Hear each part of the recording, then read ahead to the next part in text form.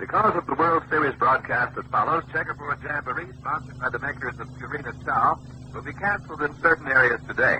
Queen for a Day, jointly sponsored by the makers of Alka-Seltzer and One-A-Day Vitamins, the makers of Robin Hood Flour, and the makers of Philip Morris cigarettes, will be delayed until immediately after the game. We take you now to Braves Field in Boston.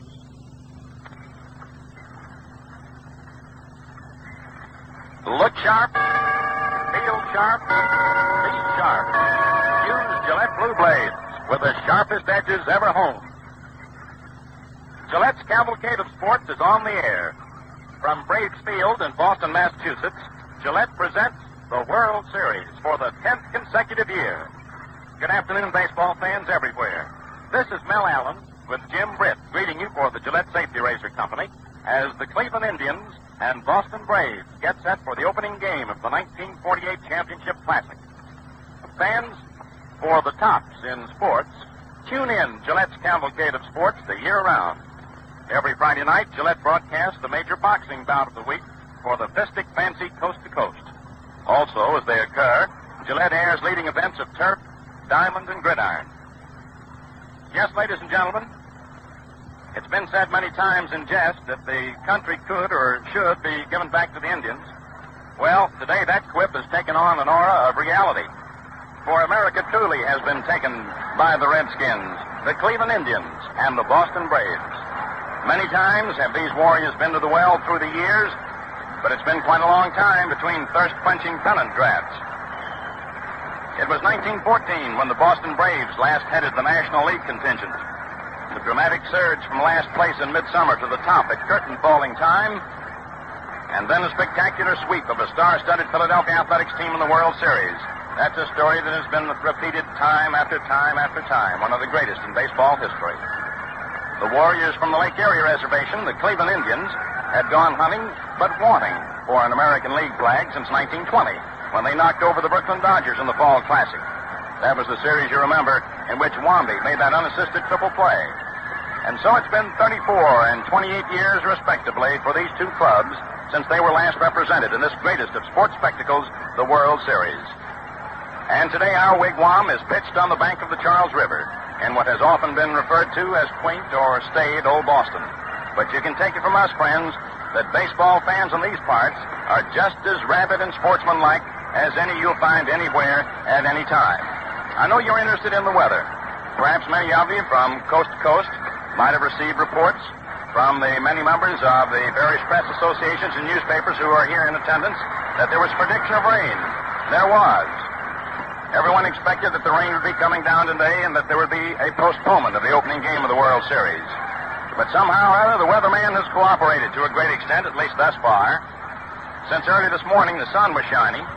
However, at the moment, the sun is not shining, but there are patches of blue around and about. There's a bit of a breeze blowing. It's somewhat cool, but not too cold. It's not quite cool enough for football weather, almost. And the ball players will be comfortable.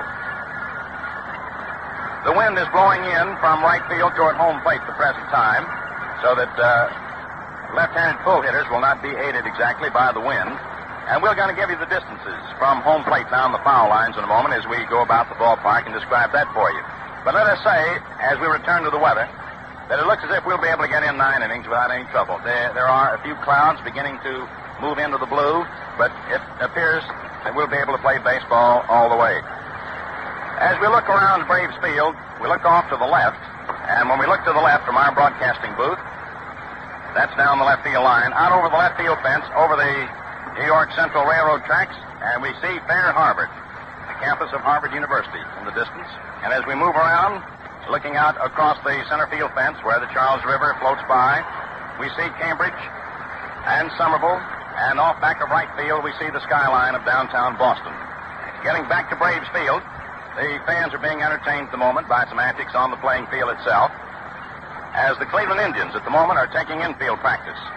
And warming up are the starting pitchers for today, Johnny Sain of the Boston Braves, sensational right-hander, and for the Cleveland Indians, realizing a dream of a lifetime, one of the greatest names in the history of baseball, Bobby Feller. Just a moment ago, we saw something that sent our mind spinning back through the years. Tris Speaker was talking to Lou Boudreau. Lou Boudreau, the wonderful, peppery, smart, great manager of the Cleveland Indians, was talking with Tris Speaker, who managed the Cleveland Ball Club in 1920 when Cleveland last won its pennant. We couldn't tell exactly what they were talking about, but you can imagine just about as well as we can. Tris was probably saying to Lou, just do the same thing, Lou, that you've been doing all year, and you'll bring a World Series to Cleveland, a World Series championship, just as I had the good fortune to do back in 1920. On the other side, there's Billy Southworth, a veteran of many World Series campaigns. I remember broadcasting one World Series when Billy Southworth entered as the underdog, just as he has entered the underdog in this series, Cleveland the favorite, against the New York Yankees. It was in 1942. But with Johnny Beasley pitching sensational ball and the masterminding of another outstanding manager and a great handler of men and the keen strategist, Billy Southworth, the St. Louis Cardinals that year beat the Yankees in the World Series for an upset triumph. You never know what's going to happen in 7 games, so why try to predict? All we can tell you is that around the hotels, wherever baseball men gather, there are those who predict anywhere from 4 to 7 games, and that just about covers it all. Pitching is the big thing in any short series. Billy Southworth has Warren Spahn to back up Johnny Sane. Lou Boudreau perhaps has a little more depth to back up Bob Feller. He has Gene Bearden and Bob Lemon. But you never know who might come out of the ranks to star in a short series. Somebody that you never expected, or at least didn't anticipate to star. But on the other hand, these managers might have been grooming him over the past few weeks, and they are tight-lipped about it. So we'll just sit tight and watch what happens as the World Series unfolds between the Boston Braves and the Cleveland Indians. There's another striking parallel here. Jeff Heath, who gained stardom in the major leagues with the Cleveland Indians, had the misfortune to break an ankle in the leg in Brooklyn just a few days before the 1948 season ended. Jeff Heath, now with the Boston Braves, who was looking forward to playing in his first World Series, and particularly against his old teammates. Dame Fortune did not see fit to smile on Jeff.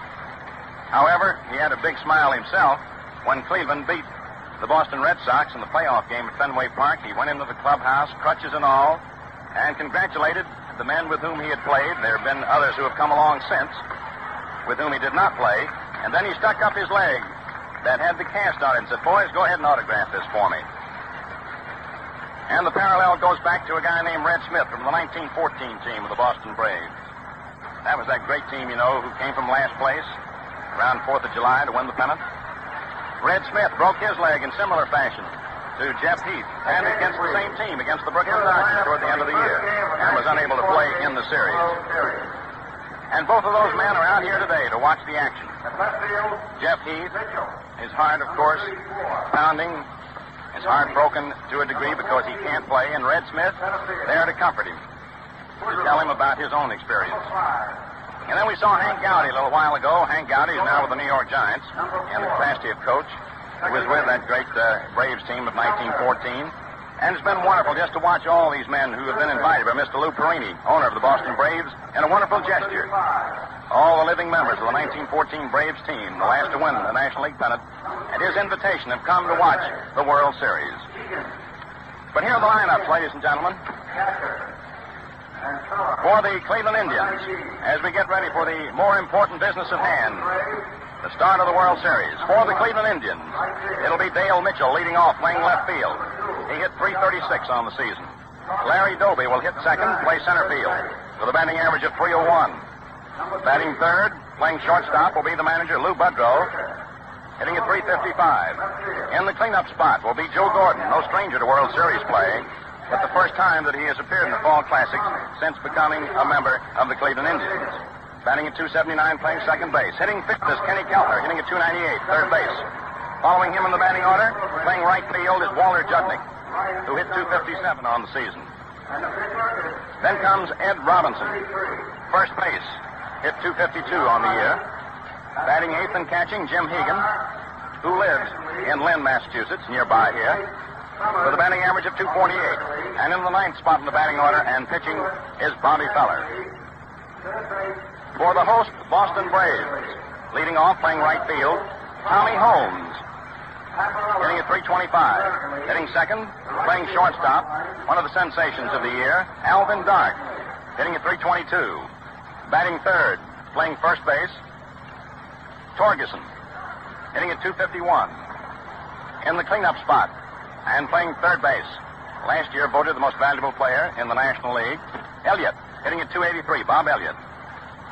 Marv Rickert will follow Elliott in the batting order. He received special permission to participate in the series after the injury to Jeff Heath, which reduced the outfielding strength of the Braves, and was recalled in a hurry by manager Billy Southworth from Milwaukee. Marv Rickert, who at one time played in the major leagues with the Pittsburgh Pirates. Marv Rickert hitting at 211. And then will come Bill Salkeld, hitting at 244, doing catching. Mike McCormick will play center field, hitting at 299. He once played in the World Series with the Cincinnati Reds. And a guy that played in the World Series last year, but with a different club, and he's going to start today.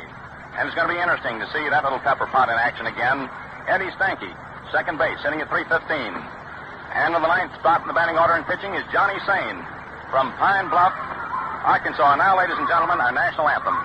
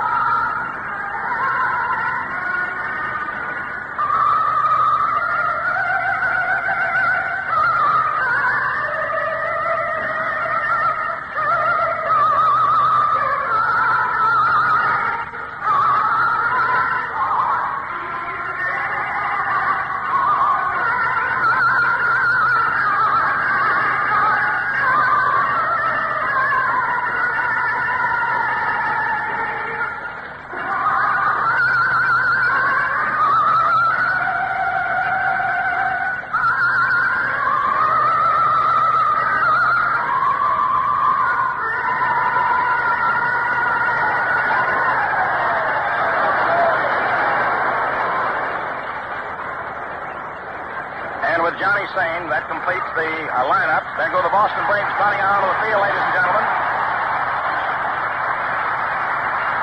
The umpires back to the plate will be Barr of the National League, Summers of the American League at first base, Stewart of the National League at second base, Grieve of the American League at third base. The alternates, Paparella of the American League, will be stationed down the left field line, left field foul line, and Pinelli of the National League will be stationed down the right field foul line. And now it's with a great deal of pleasure that I introduce to you your play-by-play announcer for the first 4.5 innings of today's game, a man who knows these Boston Braves real well. He broadcasts their home games as well as those of the Boston Red Sox. It's a pleasure to introduce you now, ladies and gentlemen, to Jim Britt. Thank you, Mel. Good afternoon, everyone. John Sane is out on the mound limbering up before throwing the initial pitch to left fielder Dale Mitchell, and Mel Harder and Bill McKechnie are taking their posts in the coaches' boxes at first base and third. But before the first game of this historic 1948 World Series gets underway, we pause 10 seconds for station identification. This is the Mutual Broadcasting System.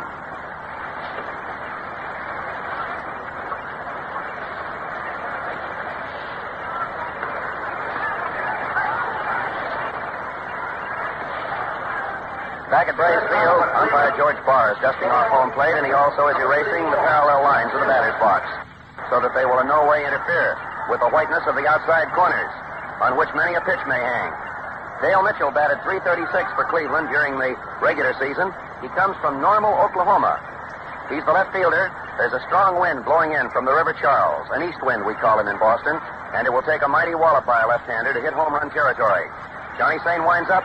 He takes his stride. The first pitch, ball outside. Third baseman Bob Elliott broke for the plate, thinking Mitchell might try to drop down a bunt. The outfield's disposition is slightly to the left. The right side of the infield is in a bit. Sane winds up again. Here's the second pitch. And there's a drive to center field with Mike McCormick drifting to his own left, waiting for it. One out. Mitchell lined out to Mike McCormick in left center field. In left field for the Braves, Marv Rickert, playing his first World Series for the Bostonians. As a matter of fact, very few of the Braves have had World Series experience. Eddie Stanky is the only one in the batting order who has seen it in an active role. The great Cleveland center fielder, Larry Doby of Norwalk, Ohio, has a batting average of .301, and he's a left-hander. He stands just a little open in the left-handed batter's box. He has great power. The outfield is straight away. Here's the pitch. High curveball. Ball one, no strikes. Every seat, of course, is filled. The park has been sold out long since. Sane gets his sign from Salkeld. He delivers.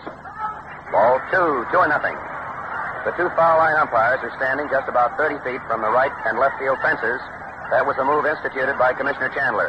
Time is being called, and one of the ushers is being told by Bill Summers to get off the playing field and get back in the confined area of the field boxes along the right field side. 2 balls, no strikes. Elliott in fairly close. Here's the pitch.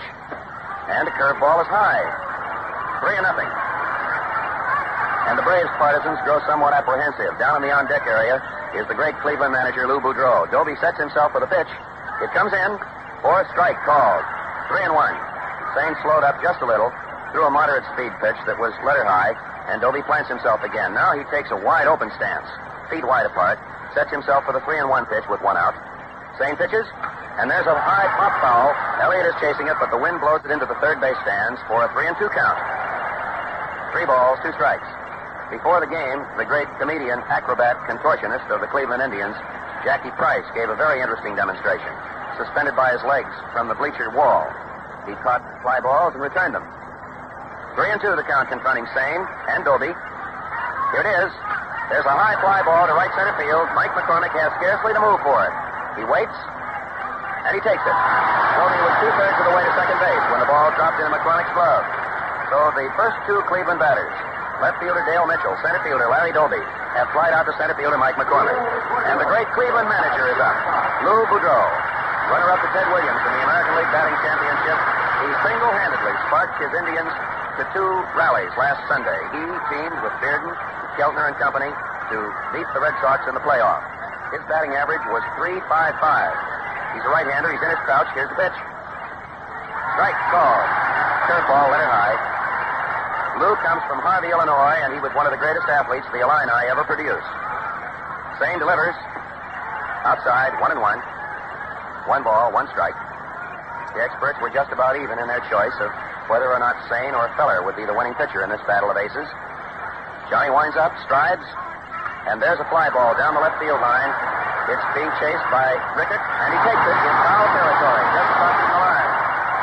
A foul ball hit to Rickert, so Cleveland goes down in 1-2-3 first inning order.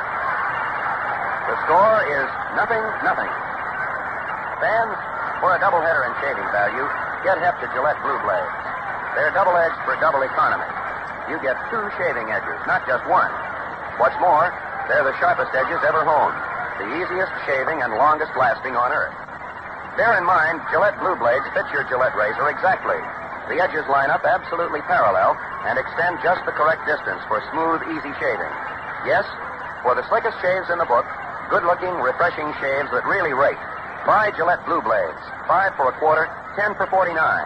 Or for extra convenience at no extra cost, get them in the handy 20-blade Gillette dispenser for 98 cents. Remember, look sharp, feel sharp, be sharp.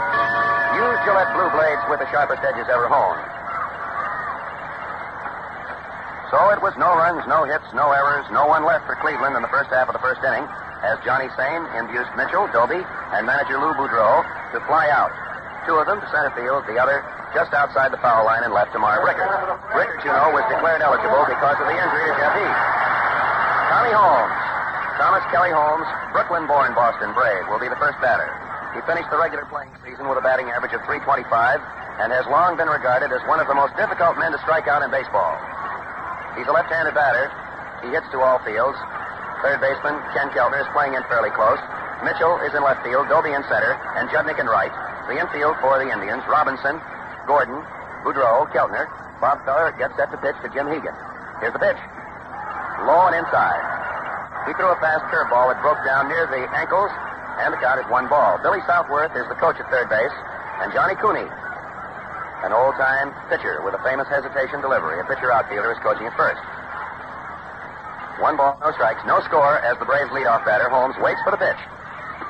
Ball 2, fastball outside, 2-0. Commissioner Chandler's box is immediately to the right of the screen, and Mrs. Boudreau is seated back of the Braves dugout. Mrs. Southworth is seated back of the Braves dugout, naturally enough. And the Braves' 1914 stars are here, and so are some of the great old Clevelanders. 2 balls, no strikes. Here's the pitch. Fastball, caught the inside corner. Called strike. 2-1. The umpires are positioned at first, second, and third, back of the plate, and on the 2 foul lines, in the interest of accuracy. And the wind continues to blow in strongly from right center field. Holmes waggles his bat. Feller takes a big windup. He fires one, and there's a drive to center field. Doby goes over to his own right, and he takes it. The ball was crisply hit, but it was an easy chance. Holmes flies to center, just as Mitchell did, to lead off for the Indians. 1 man out, and the great young rookie shortstop of the Braves comes up. He is Alvin Dark, the former Louisiana State University star from Lake Charles, Louisiana, with a batting average of .322. He was largely responsible for the success of the Braves in the National League, and he drew high praise from rival managers and players alike. He stands almost straight away, feet wide apart. They play him fairly short in the outfield. Swing and a miss. Feller fired a fastball. This is his first look at Bob Feller, by the way. Outside of the game he watched at Fenway Park to decide the American League Championship on Monday. 1 strike to count. Feller takes that big windup. He strides, pitches, and there's a bunted foul down the third baseline, fielded by Billy Southworth. He decided to catch Ken Keltner napping, but the ball was foul by about 10 feet. The count is 2 strikes. Someone called the attention of George Barr to the fact that Dark's right foot was not in the batter's box, but the umpire looked it over very carefully and indicated that it was. One of the Cleveland coaches. 2 strikes to count. No score in the last half of the first inning of the 1948 World Series. Feller gets set. He pitches, and there's a foul ball into the right field pavilion. 2 strikes to count. Dark swung late on a fastball that was outside.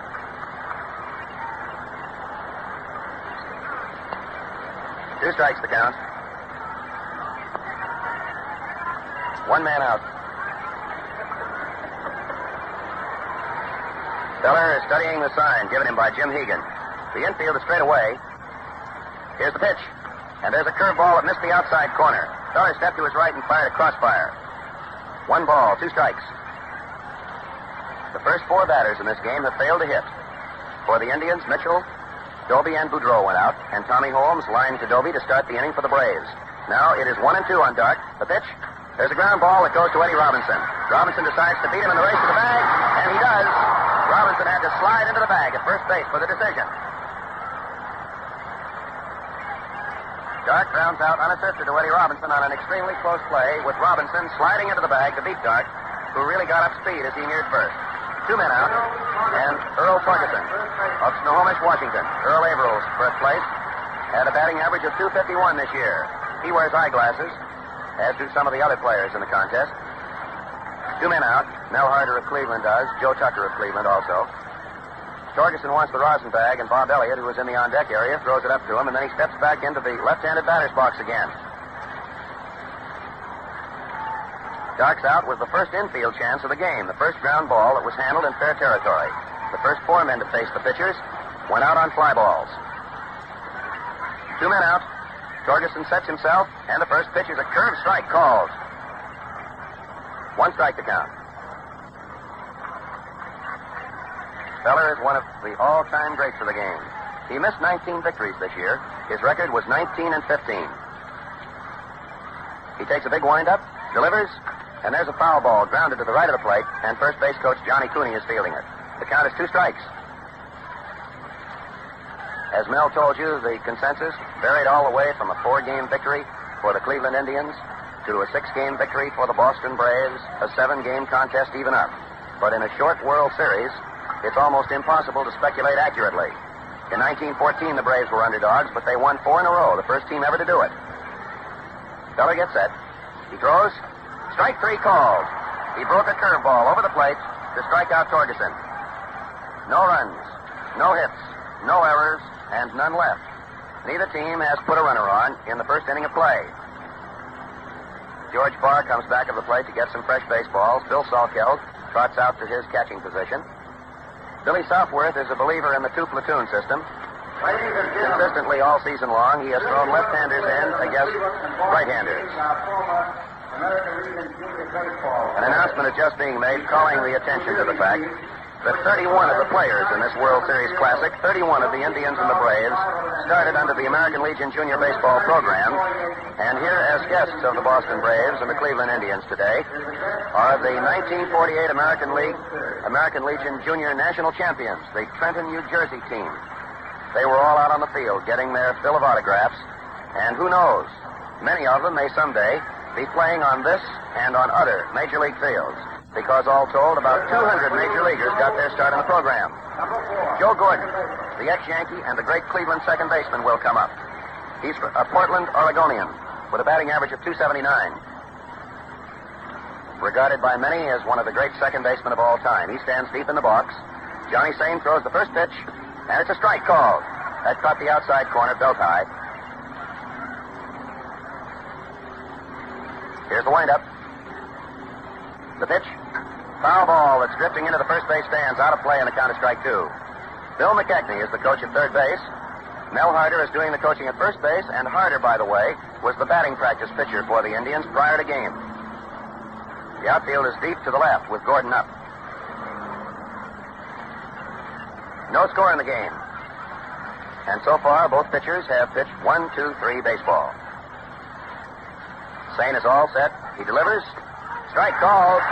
Strike three, a curveball that caught the outside corner. Gordon took it, so both Feller and Sain have a strikeout. Ken Keltner comes up. Keltner put the Skids under the Red Sox last Monday with a 3-run home run that broke an existing 1-run tie and gave the Indians a 4-1 lead, which they never relinquished. He's from Milwaukee and has an average of .299. He's a hard-hitting right-hander. He lets the ball go by inside. One ball, a fastball. The outfield is still to the left with Keltner up. Here's the windup by Sain. He pitches, overhand and high. He threw a fastball. The count is 2-0. One man out in the second inning. Third baseman Bob Elliott plays him, as he should, about 10 feet inside the line. Keltner sets himself for the pitch, and he takes a strike, a curveball. 2 balls, 1 strike to count. Sain won 24 ball games. He's the top winner in all of Major League Baseball this year. Johnny delivers. There's a foul ball that goes right back into the press box. The first souvenir to go to the boys in Typewriter Row during the ball game. 0-0 the score. So far, neither team has forced a break. The pitching is holding up, but the game is in its very early stages. The second inning, with 1 out and none on. Here's the pitch. There's a drive that goes over Elliott's head for the first hit of the ball game. Rickard throws it into second base and holds Keltner to a single.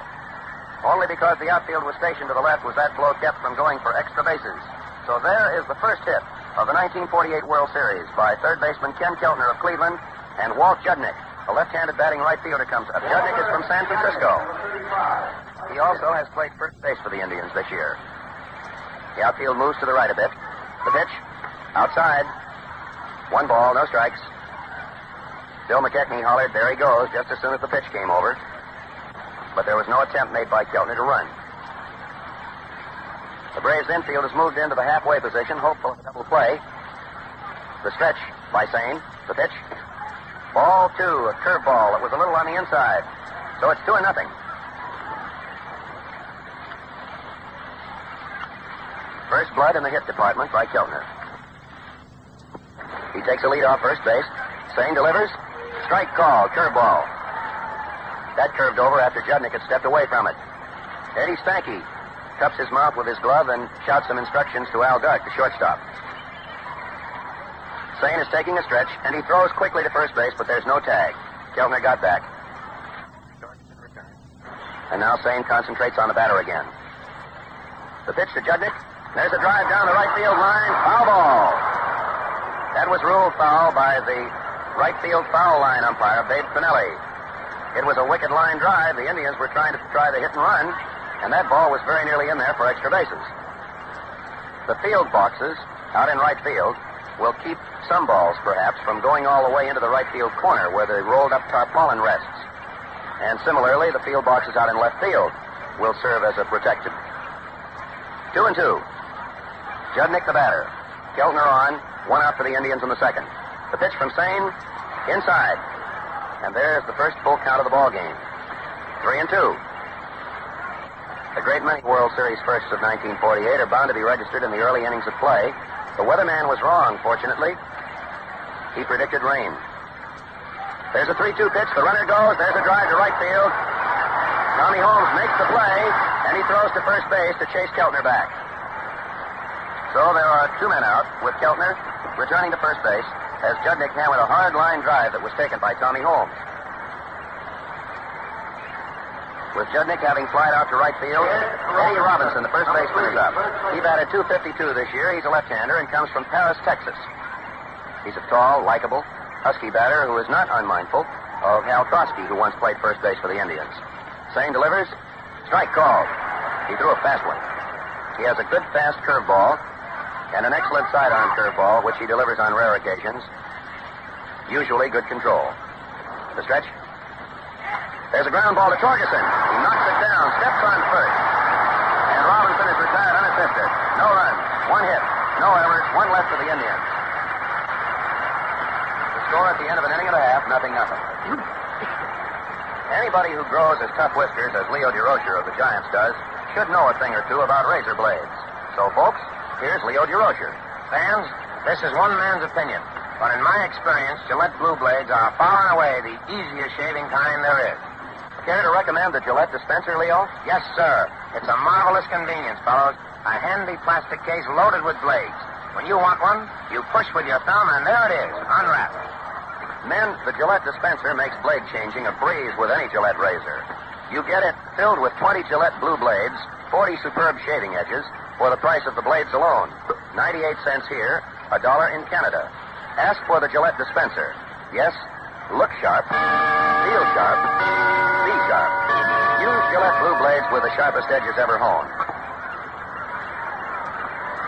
Bob Elliott will be the first batter for the Boston Braves in the second inning. In 2 innings, the Cleveland Indians have no runs, 1 hit, no errors, 1 runner left. The only hit was that of Ken Keltner with 1 man out, a single to left in the second, but he was left stranded. Bob Elliott was last year's most valuable player in the National League. He batted .283 this season for the Braves. He's a right-hander from San Diego, California. He stands with a very close stance from the outfield place in to pull the ball. Bob Feller gets ready. He pitches. Foul tip. Robert went right after that first one. In 5 of the last 6 years, Elliott has driven in 100 runs or more. He just did make it this season, driving in his 100th run in the final game against Leo DeRocher's Giants, by the way. 1 strike to count. Feller is, as always, a deliberate workman. Baseball is his profession, and he treats it like a business. He pays meticulous attention to detail. He goes into that big windup. He strides, pitches. A curveball low outside, and the count is 1-1. Rapid Robert, the Van Meter, Iowa farm boy, now from Waukegan, Illinois. Johnny Cooney and Billy Southworth are coaching at first and third. The outfield swung to the left. Keltner fairly deep at third base with Elliott up. Gordon over to the right of second. The pitch. There's a drive that goes toward right field. Coming in fast is Judnick, and he takes it. It looked for the moment as though he misjudged it, and it also sounded like a broken bat. Elliott flied out to right field. Marv Rickert, R-I-C-K-E-R-T, who was recalled from Milwaukee after the injury to Jeff Heath down at Brooklyn, was declared eligible as a result of a special ruling by the Commissioner of Baseball with the full approval of the generous Cleveland Indians. He lives in the Tacoma, Washington area and has batted .211 during his short time with the tribe. He's a left-hander, bats from a crouch, and he hits a high fly ball toward right center field. Judnick is under it, but Doby calls for it, and Doby takes it. It was easier for him because of the position of the wind. 2 men out as Elliott and Rickert have flied to right and to center, and left-handed hitting catcher Bill Salkeld comes up. Like Lou Boudreau, he's wearing a turtleneck sweater. Several of the players are because of the chill air here at Braves Field today. There's no score in the game. Ken Keltner so far has accounted for the Cleveland hit. Salkeld is from Los Angeles. He batted .244 during the regular season of play. He stands with an open stance deep in the box, left-handed. The pitch. Strike called. Feller threw a fast one to open up. Mike McCormick is the on-deck batter. The outfield is just a shade to the right, and the infield isn't deep on the left side, but Gordon and Robinson are back near the edge of the outfield grass between first and second. The windup by Feller. The pitch. Foul tip. He got that with the very end of the bat. 2 strikes the count. All the boxes are covered with red, white, and blue bunting, and a few Cleveland Indian and Boston Braves pennants are in abundance. As Mel Allen told you, the country has literally been given back to the Indians, baseball-wise, because both the Indians and the Braves wear tribal insignia. 2 strikes. Feller pitches. Strike 3, swinging. A fastball, and that is the second strikeout for Bob Feller. No runs, no hits, no errors, none left. This has been an even ball game so far, except that Ken Keltner has dented the hit column for the Cleveland Indians. In the first half of the 3rd inning of a scoreless World Series opener, Jim Hegan of Lynn, Bob Feller of Waukegan, and Dale Mitchell of Normal, Oklahoma will be the batters.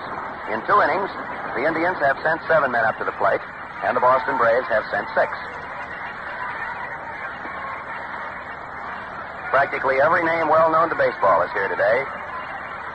And probably the most interesting concession to sentiment, a tribute to the 1914 Boston Braves, of whom Hank Gowdy, the popular coach of the New York Giants, is one. George Stallings, Jr. is here, representing his late father, and such grand old-timers as Rabbit Moranville, Red Smith, and the rest of them. Jim Hegan is extremely popular in New England because he lives in metropolitan Boston. He has a batting average of .248, and he is one of the most durable receivers in the business. He did the catching for Cleveland with very, very little relief. He worked 144 games for the Indians this year. He's a right-hander. Sane pitches to him, and it is ball 1. Curveball, it just missed the inside. Sane shook his head. Eddie Stanky is positioned out on the grass, about 15 feet to the right of second base for Hegan, figuring that he's likely to pull one back through the middle. Sane pitches. Foul tip right into Bill Sawkell's glove. That was a fastball, and the count is 1-1. The outfield is deep to the left, with left fielder Marv Rickert playing right down under the big scoreboard. Here's the pitch. There's a ground ball that goes to Elliott. He fumbles the ball. Can't find it. Hegan is safe at first. No throw was made. It is an error for third baseman Bob Elliott. Ed Burns, one of the official scorers, just gave us the decision. Bob not only fumbled the ball, it bounded up over his head as it hit his glove, but he couldn't find the ball. He looked around in rather bewildered fashion. Bob Feller is up. He had a season's batting average of .095. His earned run average is .333. He's a big right-hander. They were looking for the bunt, and it's a foul ball. He tried to bunt it, fouled it back. Torgeson was just 15 feet in front of the plate when the ball was fouled. So the first down of the ball game is charged to Bob Elliott. It was a routine grounder, but it was a hard one. It took a high hop about letter high and bounded out of Elliott's glove. Sane takes his stretch. There's no one out. Here's the pitch. And it's a high one as they're trying to keep Feller from bunting the ball. 1-1.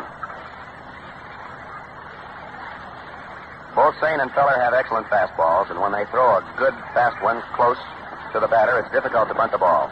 Here's the pitch. And there's a foul ball. As he tried to bunt it, it just turned the bat in his hands and went to the right of the plate. 1 ball, 2 strikes to count. Bob Feller looks down the third baseline to get his sign from Coach Bill McKechnie, who doubtless has already given it to him. Eddie Stanky came in to have a brief conference with Johnny Sane. The infield is in a bit on the grass. Third baseman Bob Elliott in close. The count 1 ball, 2 strikes. Here's the pitch. Strike 3, swinging. Curveball. After he got Feller into a 1-2 hole, Sane curved him, and the 2 pitchers have 2 strikeouts each. 1 man out. Left fielder Dale Mitchell up. His season's average was .336, and his first time up, he lined out to center fielder Mike McCormick of the Braves. Dale is a left-hander, and he was one of the most potent factors in Cleveland's pennant drive. Sane pitches to him. Outside, ball 1. George Barr is working back of the plate, and Bill Stewart at second because Barr is the senior of the two. And the other base umpires are Bill Summers and Bill Grieve. The pitch. There's a high infield pop-up. Elliott calling for it in foul territory to the left of third base, and he takes it. A foul ball taken by Elliott just outside the third base coaching box for the second out. With perfect support, the side would have now been retired, but because of the error that opened the inning, permitting Hegan to reach first base, Larry Doby now must be retired by Johnny Sane. Doby flied out to center field his first time up. He hit a monumental home run this season at Washington and Griffith Stadium, about which they're still talking in the nation's capital. He has tremendous straightaway power. He's a left-handed batter. The first pitch, curveball high, ball one. 2 men out, no score in the game. 4 goose eggs already adorn the scoreboard. Keltner has the game's only hit. The stretch, there goes the runner. The pitch is outside, and the throw is not in time, and Hegan steals. He got a good lead on Johnny Sane. He stole that base on the pitcher, not the catcher. By the time Salkeld had drilled his throw to Al Dark, there was no time for the tag. Hegan had already slid in with the first stolen base of the 1948 World Series. 2 balls, no strikes to count on Doby. Hegan takes the lead off second. There's a ground ball that goes to Al Dark. He's in fast. The throw to first. That's all for the Indians in the 3rd inning. Doby grounded out 6-3. Short to first. No runs, no hits, 1 error, 1 left. So, at the end of 2.5 innings of play, the score is 0-0. It was Leo DeRocher, pilot of the New York Giants, who last inning called the Gillette dispenser a marvelous convenience. Yes, and believe me, you'll put in with him when you try this handy device that makes blade changing quick and easy with any Gillette razor. Men, it puts 20 Gillette blue blades, 40 shaving edges, right at your fingertips. You deal them out one at a time, unwrapped. Just push with your thumb and zip. There's a blade. What's more, the shaving edges are perfectly protected at all times. They don't even touch the dispenser when blades are being ejected. Enjoy extra shaving ease and convenience.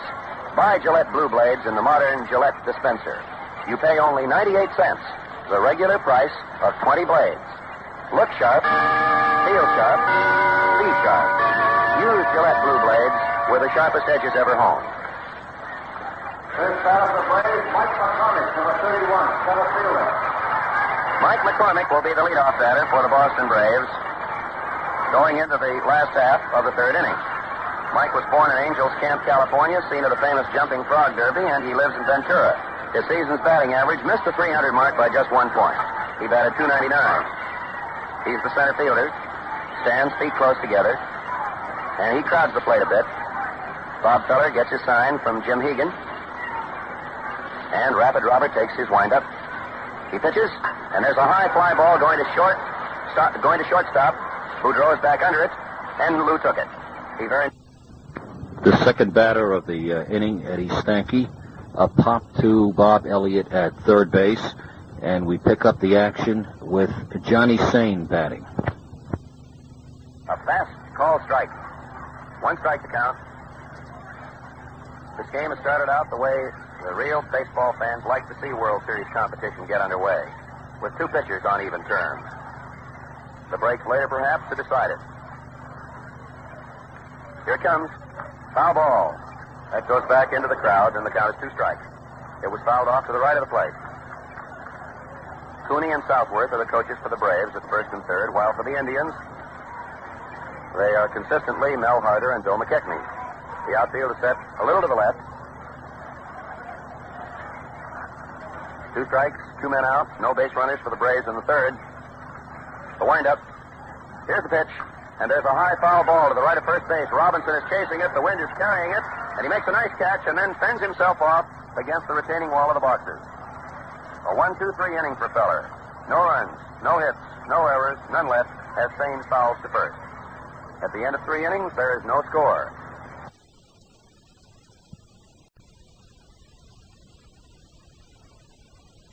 Now, we pause 10 seconds for station identification. This is the Mutual Broadcasting System. This is WOR, New York, the mutual station that brings you the World Series and other top sports events the year round. This is Jim Britt back at Braves Field in Boston, where on the top of the 4th, Johnny Sane will have to pitch his way by Boudreau, Gordon, and Keltner. Cleveland shortstop, second baseman, and third baseman. 3/4 of a very potent infield. The last time Cleveland won an American League championship was back in 1920. And in the series that followed, they beat Brooklyn in 5 out of 7 games. That was a great series, and old-timers will remember the unassisted triple play by Bill Wamsgant and Elmer Smith's grand slam and Stanley Kovaleski's 3 5-hitters. Boudreau fouled to left field his last time at bat. He bats from a peculiar right-handed crouch. Johnny Sane fires one, and there's a high foul ball that's drifting out of play into the stands for strike one. That dropped right out of the bunting of one of the flags that flanks the first base skyview seat. They have skyview seats at Braves Field. It is not a double-decked affair. One strike to count. Sane gets his sign. The outfield is set to the left. Here it comes. Close and fast for a ball. Boudreau got his head out of the way, and the count is 1-1. Lou posed with the very attractive Mrs. Boudreau with her orchid and all just before the game. The pitch. A high foul ball. That's drifting into the first base stands, out of play. 1 ball, 2 strikes. The newsreel men are all atop the press box, so that actually there are 3 levels from the spectator and press coverage point of view, but it is a single-deck structure, and there are no center field or left field bleachers. The only bleachers is called the jury box out in right field, and it holds only 1,800. 1 ball, 2 strikes to count. Boudreau waits for the pitch, and he strikes out. A curveball. Let her high. Boudreau struck out. That is the 3rd strikeout to Sane. Here's Joe Gordon. He was called out on a strike. Curveball that caught the outside corner his last time.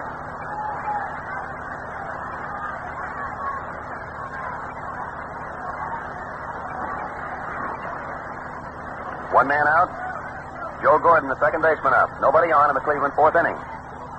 Gordon hit the ground foul down the third baseline. Foul by not much, about 4 or 5 feet, that's all. 1 strike. No score in the game. Ken Keltner singled in the second inning, and in the third inning, Keegan reached on an error by Elliott and stole second. He's the only man so far to have reached second base. The outfield is deep to the left, the infield over to the left. Sane pitches, and there's a long foul ball that goes into the left field pavilion. That's the longest ball of the ball game. That would have been all the way out of the ballpark had he not pulled it so much. 2 strikes.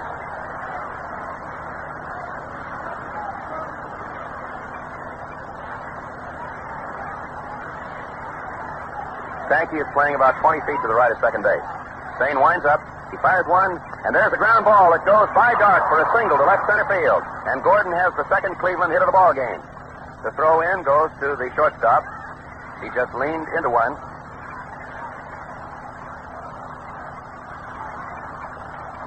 Ken Keltner, the batter. That's the second hit. Keltner singled to left his last time up. He hit a line drive over the head of Bob Elliott. Gordon leads off first. Inside, that one very nearly hit Keltner. He had to spin to get out of the way. He was trying to take a toe hold, and Sane threw one close to the whiskers. 1 ball, no strikes. Cleveland has 2 hits. The Braves have committed 1 error, and Hegan has stolen 1 base. But it's 0-0, 4th inning, 1 on, 1 out.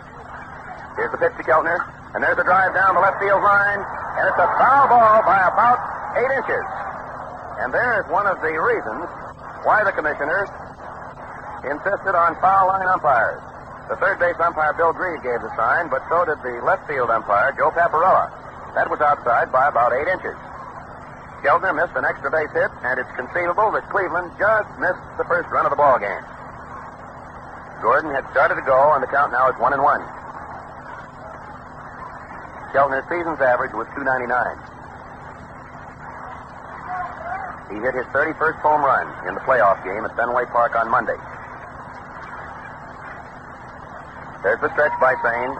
The pitch. Strike called. Curveball. 1-2. Gordon is being given his running directions by Mel Harder.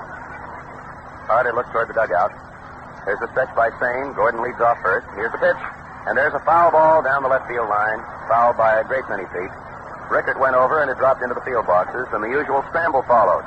It's a scoreless World Series opening game. We're in the first half of the 4th inning. And the only activity so far has been produced by the Indians from an offensive point of view, with 2 hits and cashing in 1 Braves error briefly. 1 ball, 2 strikes. The pitch. Foul ball. Back into the press coop.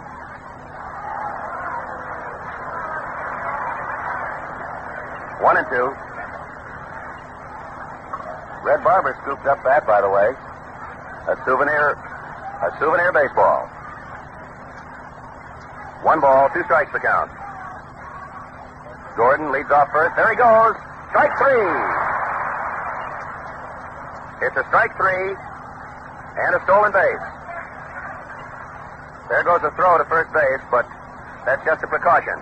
For an instant, I think the fans suspected that was a foul ball, but the plate umpire, George Barr, very alertly said, no foul, strike 3, but the ball was dropped by Salkeld, and Gordon is credited with a stolen base.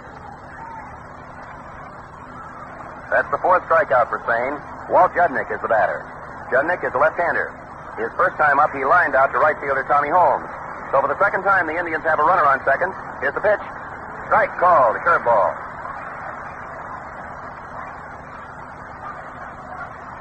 So far, both pitchers have been in excellent form. Judnick's season's average was .257. He's deep in the box. There's the pitch. Low, and he fell away from it. 1-1. Sane tried to tease him to go after a bad curveball, a low one. 1 ball, 1 strike. Cleveland so far has stolen 2 bases. 1 base was stolen on Sane, the other when a 3rd strike was dropped. The pitch. There goes a fly ball to right field. Tommy Holmes is coming in under it, and it should be easy for him. Out number 3, as Judnick for the second time flies to Holmes. No runs for the Indians in the 4th. 1 hit, no errors, 1 left, and a stolen base by Gordon. The score is 0-0. You expect Gillette, with factories throughout the world and unmatched technical knowledge and facilities, to make shaving as easy and convenient as possible in order to maintain leadership. Naturally, Gillette technicians work constantly to improve Gillette razors and blades. Take the new Gillette Super Speed razor. It's a radical improvement over the finest razor money could buy at series time last year. It outmodes and outperforms any other razor you ever saw. For instance, it has a notched positioning bar for use with the Gillette dispenser. Zip out a blade, hook it in place, twist, and the razor closes. Yes, and what shaves you get. See it. You'll buy it. Try it. You'll swear by it. Ask for the improved Gillette Super Speed razor plus 10-blade Gillette dispenser. Big $1.50 value for $1. Cleveland so far has no runs, 2 hits. The Braves have made the game's only error, and the Indians have left the game's only 3 base runners. In the last half of the 4th inning, the Braves will get their second look at rapid Robert Feller, Cleveland's fireballing ace. Tommy Holmes flied to center his first time at bat. He's a left-hander, and Feller gets set to pitch to him. Here it comes. Curveball, low and outside. Feller is an artist, a baseball pitching artist, and the coordination with which he works is beautiful to watch. He's a magnificently conditioned athlete, and he regards baseball as a highly successful profession. He pitches. There's a ground ball right back to him. He turns around, waits, throws to first for the out. He makes Tommy run. Took plenty of time. That's his first assist. Holmes grounding out to the mound, and shortstop Alvin Dark comes up. Dark is one of the fastest men in baseball. His first time at bat, he very nearly beat out a hit. But Eddie Robinson slid into the bag after fielding it unassistedly. 1 man out and none on. The outfield is playing Dark straight away. The windup by Feller, the pitch. Fastball for a strike. That was the Feller fireball. That came over letter high. Bob hasn't been close to walking anyone so far and has 2 strikeouts. He struck out Torgerson on a called strike in the first, and Salkeld went down swinging in the second. Here's the windup. Dark sets himself, and he hits a ground ball that goes to Gordon. Gordon comes up with it. There's a quick throw to first for the out. Nice play. That ball was about as hard hit as any the Braves have hit, but it was fielded flawlessly by the great Cleveland second baseman. Earl Torgerson, left-handed first baseman up. He was called out on strikes as Feller sneaked a curveball over the inside on him his first time at bat in the first inning. Feller has retired 11 consecutive Braves. The outfield moves around to the left a little with Torgerson up because of the wind blowing in. The pitch. Outside, that was an overhand curveball. Lou Boudreau, you know, was the originator of the Ted Williams shift, and he seems to have the knack for placing his infielders with an almost uncanny premonition as to where the ball is hit. That's been largely responsible. The pitch. Fastball, moving Torgerson out of there. 2-0. Torgy steps back in again. His boyhood idol was Earl Averill, the Earl of Snohomish. They both came from the same town, but now Torgerson resides in Natick, Massachusetts. Feller hasn't his signage yet. Hegan is doing his catching from a crouch. He straightens up just a little. Here's the pitch. Ball 3. There's the first 3-0 count Bob has had in the ball game.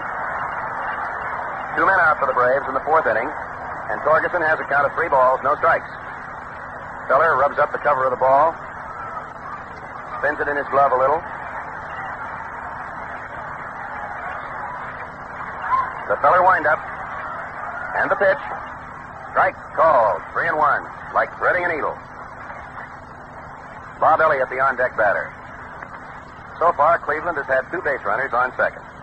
They both got there by stealing. Jim Hegan was the first, Joe Gordon was the second, but neither team has put a runner as far as third. 3 balls, 1 strike. Torgerson bends his knees slightly. He bats from a left-handed crouch. Here it comes. Ball 4, and there's the first Boston base runner. It is also the first base on balls of the series. Bob Elliott comes up. He flied out to right field his last time. Elliott is the number 4 man in the batting order. His nickname, as far as his teammates are concerned, is Mr. Team, a tribute to his Most Valuable Player award of last year.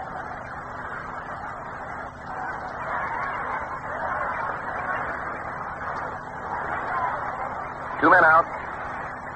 Torgerson is a very fast base runner, so you may speculate on whether or not Billy Southworth will tell him to try to pilfer a base and set up a run. He was thrown out only once this year. He stole his first 18 bases without interference. Time called. Elliott's rubbing some dirt onto the handle of the bat, then drying his hands on his uniform trousers. Feller pitching from a stretch for the first time. Strike called. Fastball. He threw that one, let her high. Torgerson is being held close at the bag by first baseman Eddie Robinson. There's no score in the last half of the 4th inning. Keltner and Gordon have the only hits of the game. Feller takes his stretch. Torgerson leads off first base. He draws a throw, but there's no tag. And Robinson returns it to the mound as Keltner comes over to back up. That's an automatic task assigned to a third baseman. There's another throw to first base, a little quicker this time, but still no tag. Feller, realizing that Torgerson is capable of stealing a base if he's given too much of a lead on the pitcher's throw, is trying to keep him close. 1 strike. Torgerson has a long lead. Swing and a miss. Fastball. Feller really fired that one. Feller has looked more and more like the Bob Feller of old in the last month and a half. You know, he won 7 straight ball games and came a cropper only against the great Hal Newhouser. That was what forced the playoff at Fenway Park. But Gene Bearden pitched a magnificent 5-hitter, and the Indians played great team ball to win going away. 2 strikes the count. There goes Torgerson bluffs. Comes back, and it's high and wide. Ball 1. Torgerson broke, and then immediately dug in and returned. 1 ball, 2 strikes. There's a little track worn in on the first base line, about 30 feet, where Torgie has been dancing out toward second and then coming back as the situation demands. Feller has thrown over twice to try to keep him close. There are 2 men out, 4th inning and no score. There goes Torgerson. It's outside. There's the throw. Stolen base. The throw was on the right side of second and high. Boudreau took it, but Torgerson has stolen a base, the 3rd stolen base of the game. The Indians have stolen 2. The count on Elliott, 2-2. Hegan didn't have much of a chance to make a good throw on it because Feller's pitch was so wide.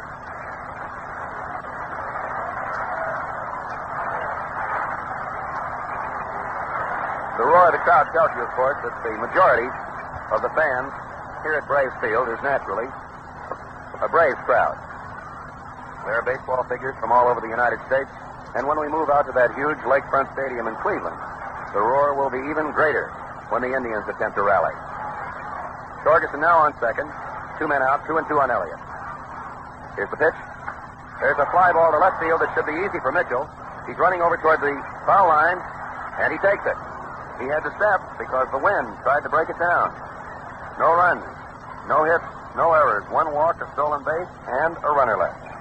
So, at the end of 4 innings of play, the Cleveland Indians have 2 hits, the Braves have an error, The Braves have left one runner, and Cleveland has left three. Going into the first half of the fifth inning of a good pitcher's duel, Robinson, Hegan, and Feller, the last three men in the Cleveland batting order, will be up. For a rousing time, get your friends together Friday night and enjoy a corking good scrap on Gillette's Cavalcade of Sports. Yes, for the major boxing event of the week, tune in Gillette's Cavalcade of Sports Friday night. Consult your newspaper for local time and station. I know that Mel and the other members of our broadcasting crew will agree when I tell you that the setup here physically, as far as broadcasting is concerned, is as good as there is. Men who have broadcast World Series from all the stadia in the United States were overwhelmed when they saw the way the Braves had set us up. The view is perfect. Eddie Robinson grounded to first his last time. He's a left-hander. The pitch, foul ball, back into the screen for strike one. Salkeld lost that for an instant, looked up in the air thinking the ball might be directly overhead. Eddie Robinson is a tall, husky Texan. And he's an excellent leather man. He's wearing a bandage on his right thumb. Lou Boudreau is wearing a bandage on his right thumb. Jammed it slightly, but insists it's not serious. One strike to count. Here's the pitch from Sane, and there goes a little fly ball to right field. Holmes coming in fast for it, and he takes it. Nice running catch. Looked for an instant as though that might be a Texas leaguer, but the wind held it up so that Holmes was able to run over towards the right field foul line and grab it. So Robinson flies out to right field. He has no hits and two trips. And Jim Hegan, the Cleveland catcher, comes out. He got a life in the third inning when Elliott booted his ground ball, and then he stole second and was left. He's a right-hander. Sane delivers. There goes a drive to left for a hit. The third Cleveland hit of the game. Hegan is rounding first. The throw in from Rickert makes it a single. That's the third hit Sane has yielded in 4 1/3 innings. So Hegan is the only man in the game who has twice reached.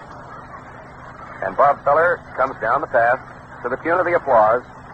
He touched his cap as it started with an opportunity to enhance his own cause. His first time up, Bob tried to sacrifice, and then with a count 1 ball, 2 strikes, he struck out. He's a right-hander. There's the pitch. There's the bunt. And it goes fair. The throw is to first base with Torgerson taking it for a sacrifice. Hegan going to second. The ball was just inside the third base line. It was fielded by Salkeld, thrown to Torgerson, the first baseman. And that is the third Indian to reach second. Hegan has twice reached. And Dale Mitchell, left-handed batting left fielder, is up with a runner on second. 2 men out. Mitchell flied to center fielder Mike McCormick his first time, and his second time in the third inning. His foul pop-up was taken by third baseman Bob Elliott. So he has none in 2. He's left-handed. Sane stretches. Pitches. Overhand curveball outside. Ball 1. 1 ball, no strikes. The outfield is set to the left. There's a wide open hole in right center field. Sane takes a stretch. He delivers it. And there's a fly ball that's drifting toward left center field. Rickert is under it, the left fielder, and he takes it to retire the side. No runs, 1 hit, no errors, 1 left. At the end of 4 1/2 innings of play, the score is 0-0. Believe me, shaving's really something when you prepare your whiskers with Gillette shaving cream and ease them off with a Gillette Blue Blade and your Gillette razor. Gillette shaving creams, both lather and brushless, remove moisture-resisting oil from your beard almost instantly. Every bristle gets soaked through and through pronto. That makes shaving a cinch. Now, listen to this. Both Gillette brushless and Gillette lather contain K34. This amazing facial antiseptic destroys 85% to 99% of all dangerous bacteria on and beneath outer layers of the skin. So shaving the modern all-Gillette way makes your face surgically clean. Yes, as clean as the scientifically scrubbed hands of a surgeon. Men, for utmost shaving luxury, plus the cleanest face you've ever had, use Gillette shaving cream. Lather or brushless, a quarter. Only Gillette shaving creams contain K34. And now, for the next 4 1/2 innings of the play-by-play description of the opener of this 1948 World Series, while the umpires confer with Bob Feller, the pitcher, and shortstop manager Lou Boudreau over something, it is a great pleasure again to present my All-Star Game colleague, Mel Allen. Thank you very much, Jim. Hello once again, everybody. Whatever the discussion was at the mound with Boudreau Feller, plate umpire George Barr and first base umpire Bill Summers. It's all over. Perhaps something concerning the style of delivery that Bobby Feller is employing. That's just a guess from this point high above the playing field. At any rate, we're all set to go now in the last half of the fifth inning, the scoreless ball game. And leading off for the Boston Braves in the last half of the fifth inning is Marv Rickert, a left-hand hitter who flied to center in the second inning. There's a boy who never realized he'd be playing in a World Series this year. Because of Jeff Heath's injury, Rickert was recalled by the Braves and given special permission. Bob Feller throws outside the fastball, and the count is 1 ball, no strikes on Marv Rickert. Batted over 300 with Milwaukee in the American Association. Went home. Billy Southworth sent out a hurried call. Said, come on.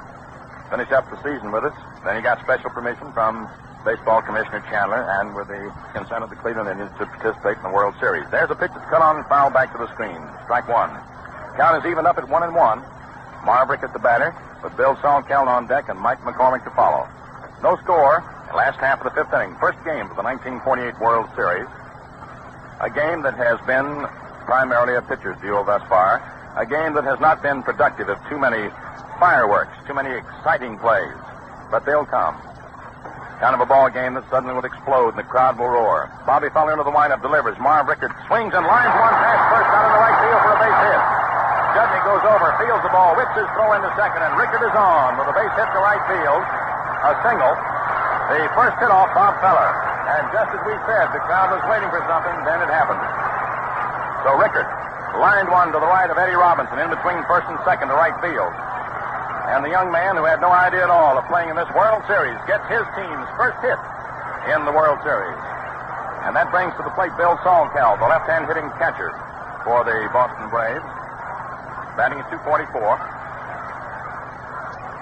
Struck out in the second inning. Bobby Feller blows in his pitching hand. No score in the ball game. That's the Braves' first hit, so you can relax now if you had any attention about a possible no-hitter. Here's your pitch. It's the bunt out in front of the plate. Egan up to the ball, twists it to Robinson for the out. Going down to second is Rickert. It's the sacrifice as Bill Salkeld bunts to the right of the plate, down the first base line. Egan pounced on the ball, whipped his throw to first in time to retire Salkeld, who is credited with a sacrifice. Rickert moves to second, puts him in scoring position, and brings to the plate Mike McCormick. Mike popped out to Lou Budrow in the third inning. A .299 hitter on the season, a right-hand batter, who saw a World Series service with the Cincinnati Reds back around 1939 and 40.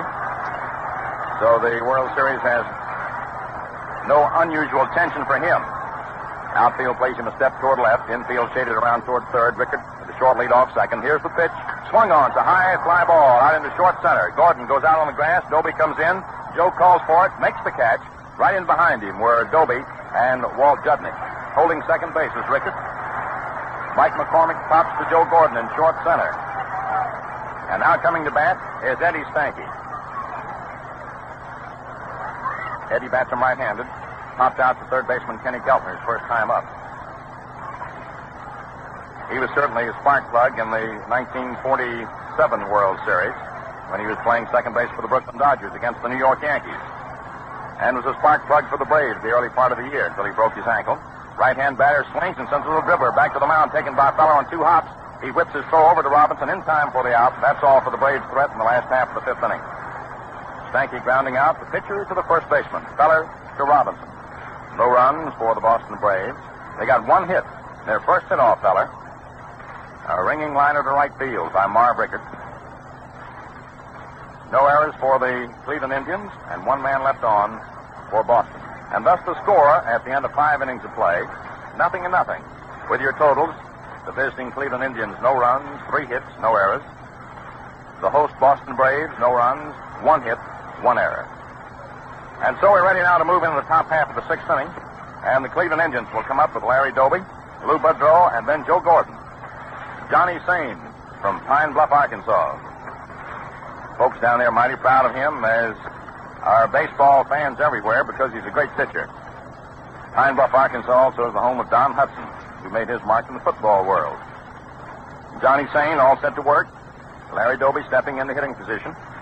A scoreless ball game, and the thousands who have come to Braves Field today to watch this first game of the World Series are sitting back, somewhat relaxed. Not too much. They know something's going to happen pretty soon. It's got to, and they're just waiting for it. The right-hander, Johnny Sane, into the windup. In comes the pitch for the left-hander hitting Doby, who takes the curve inside for ball one. Doby flied to center and grounded to short in his first 2 times at bat. Bill McKechnie, coaching at third base, walking up and down.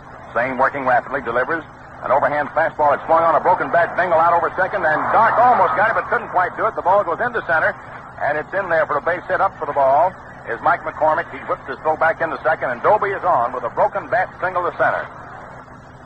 Baseball players don't care whether they break their bats or not if they get their base hits. So Doby gets the single to center for the 4th Cleveland hit of the ball game, and that brings to the plate the manager, Lou Budrow, who flied to left and struck out. There goes Doby. The hit and run is on. The ground ball hit to Stanky's up with it over to first base to Torgerson in time for the out on Budrow. No chance for the double play as Lou put on the hit and run, and Doby was off and winging on the pitch. Budrow trying to hit behind the runner into right field. Was unable to get it into the gap between first and second. Hit it to Eddie Stanky, whose only play was to first base. So there's one away. Doby's on second in scoring position, and the batter is Joe Gordon.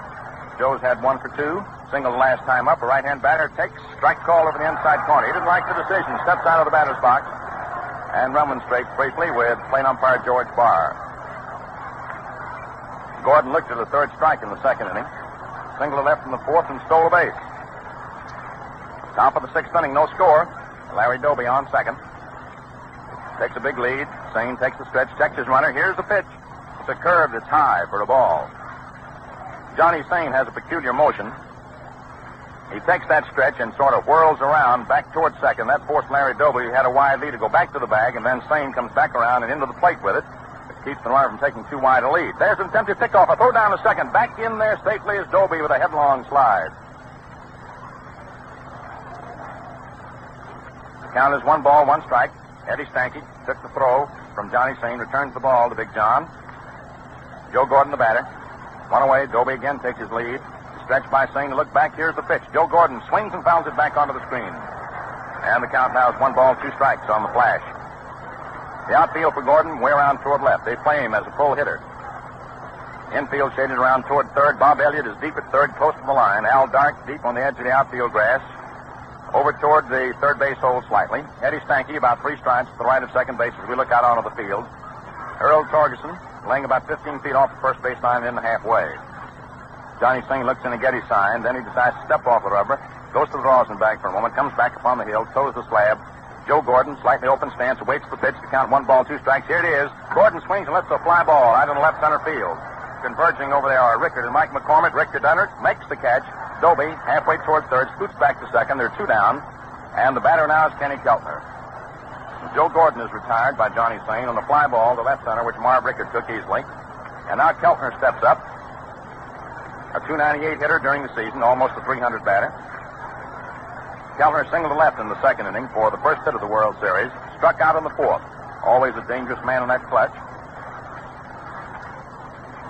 Johnny Sane with the stretch, throws. Keltner swings and fouls it back onto the screen behind the plate for a strike. The Indians have Larry Doby on second base in scoring position. It's a scoreless ball game, top half of the 6th inning. Keltner, who's a 6-foot, 180-pounder, hails from Milwaukee, Wisconsin. He put the big blast on the Boston Red Sox in the playoff game at Fenway Park the other day when he hit a homer, following singles by Boudreau and Gordon. That was the big blow that touched off the Indians' pennant celebration a couple of hours later. Now the pitch. Keltner swings and lines one out to left center field. There's Rickard racing over under it and grabs it for the out. There was a tremendous liner to deep left center. Marv Rickard was laying back deep, raced to his left and grabbed the ball about 10 feet from the scoreboard. No runs for Cleveland. 1 hit. No errors for Boston, and 1 left on for the Indians. No score at the end of 5.5 innings of play. The score, Cleveland nothing, Braves nothing. Ask Joe DiMaggio of the New York Yankees, and he'd tell you his Gillette Super Speed Razor is the most convenient shaving instrument he's ever used. Am I right, Joe? Yes, Mel. But I'd add that it's also the easiest shaving razor I know about. Well, coming from a tough whiskered guy like you, Joe, that's real praise. Give us more. Well, that about tells the story.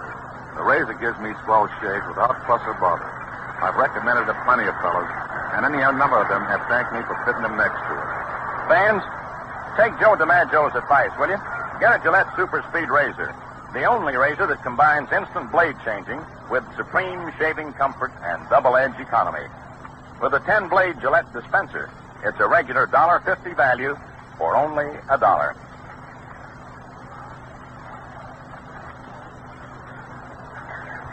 Coming into the last half of the sixth inning,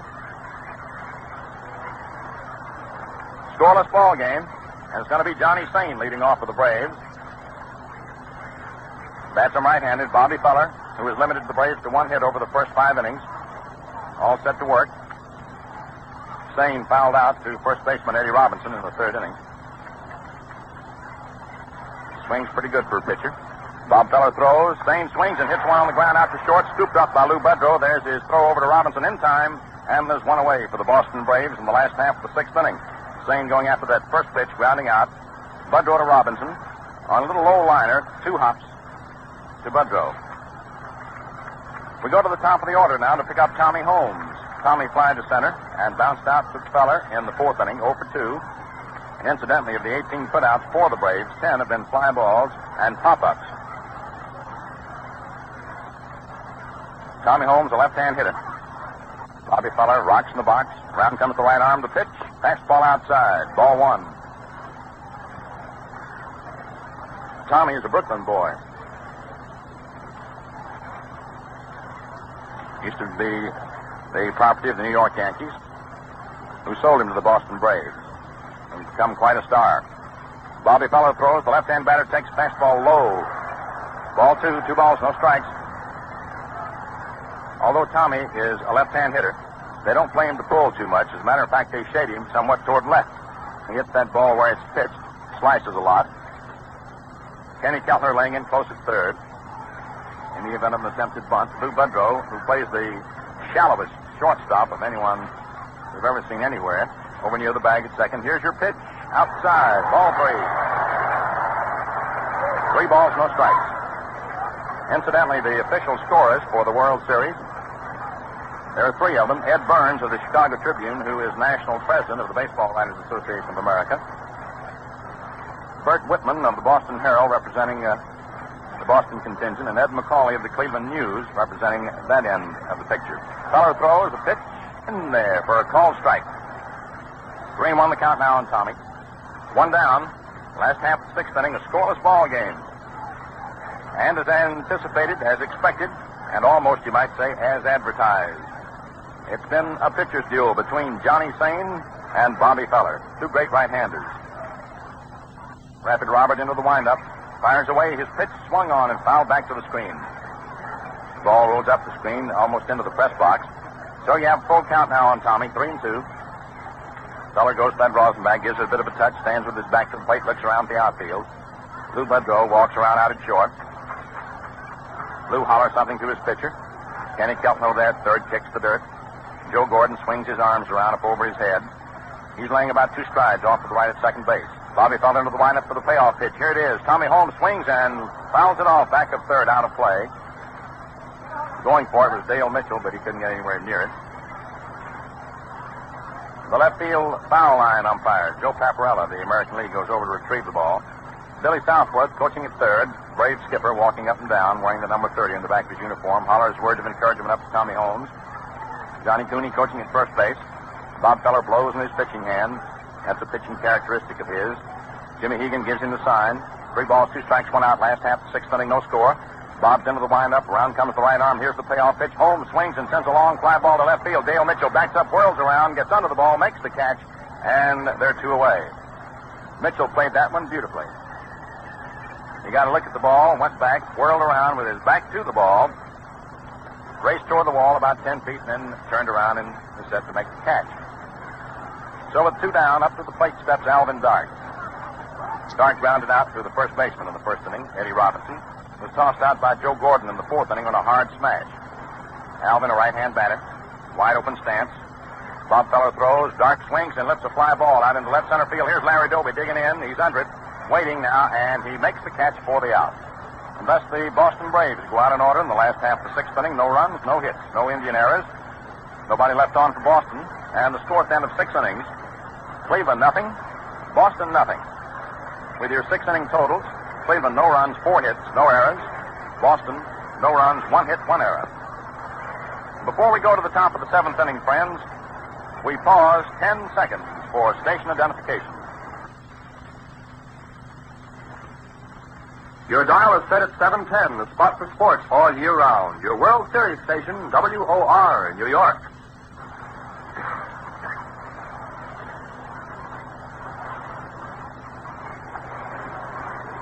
This is Mel Allen speaking to you once again from Braves Field in Boston, the first game of the 1948 World Series.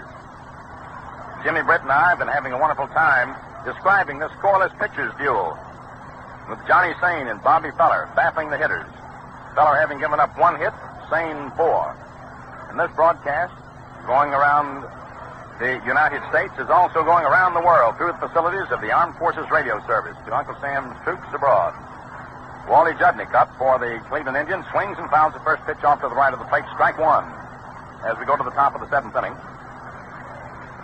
Judnick, a left-hand batter, line to right field in the 2nd inning and fly to right field in the 4th.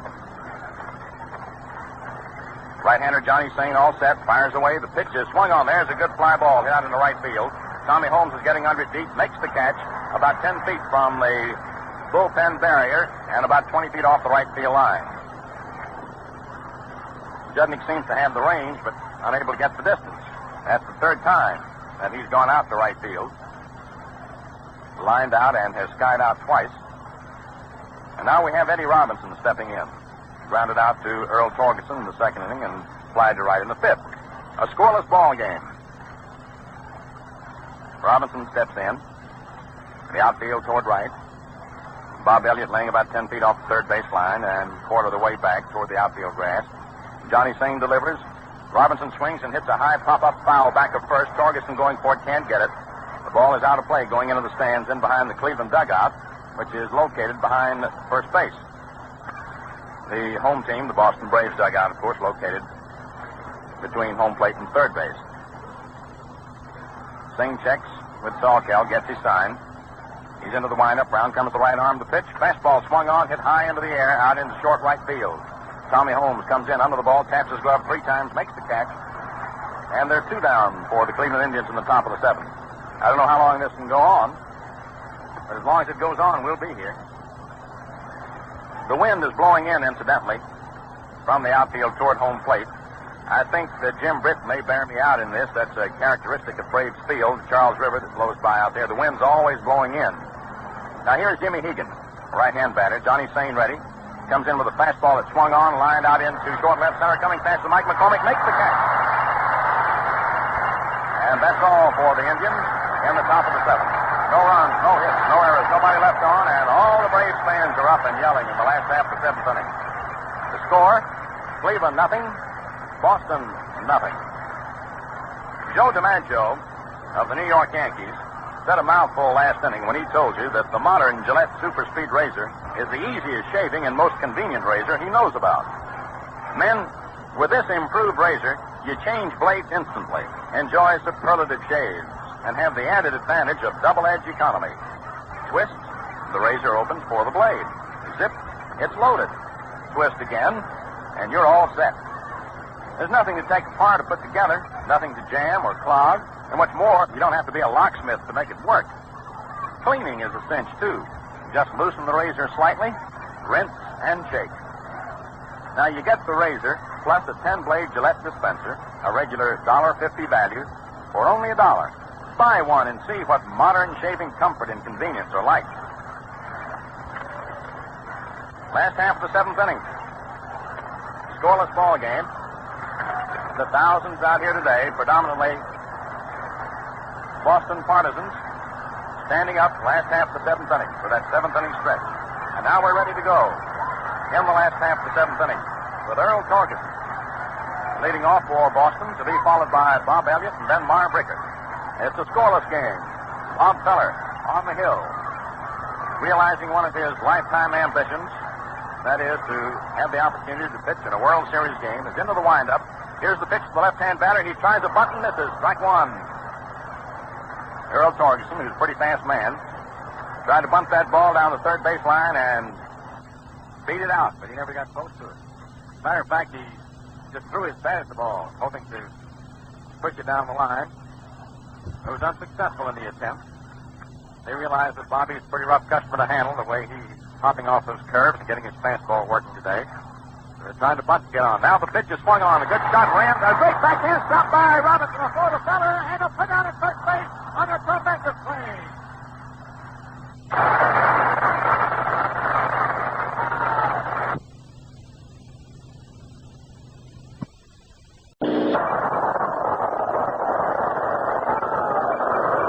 What a play that was. And Mike on the play is Bobby Feller. And let us repeat it for you.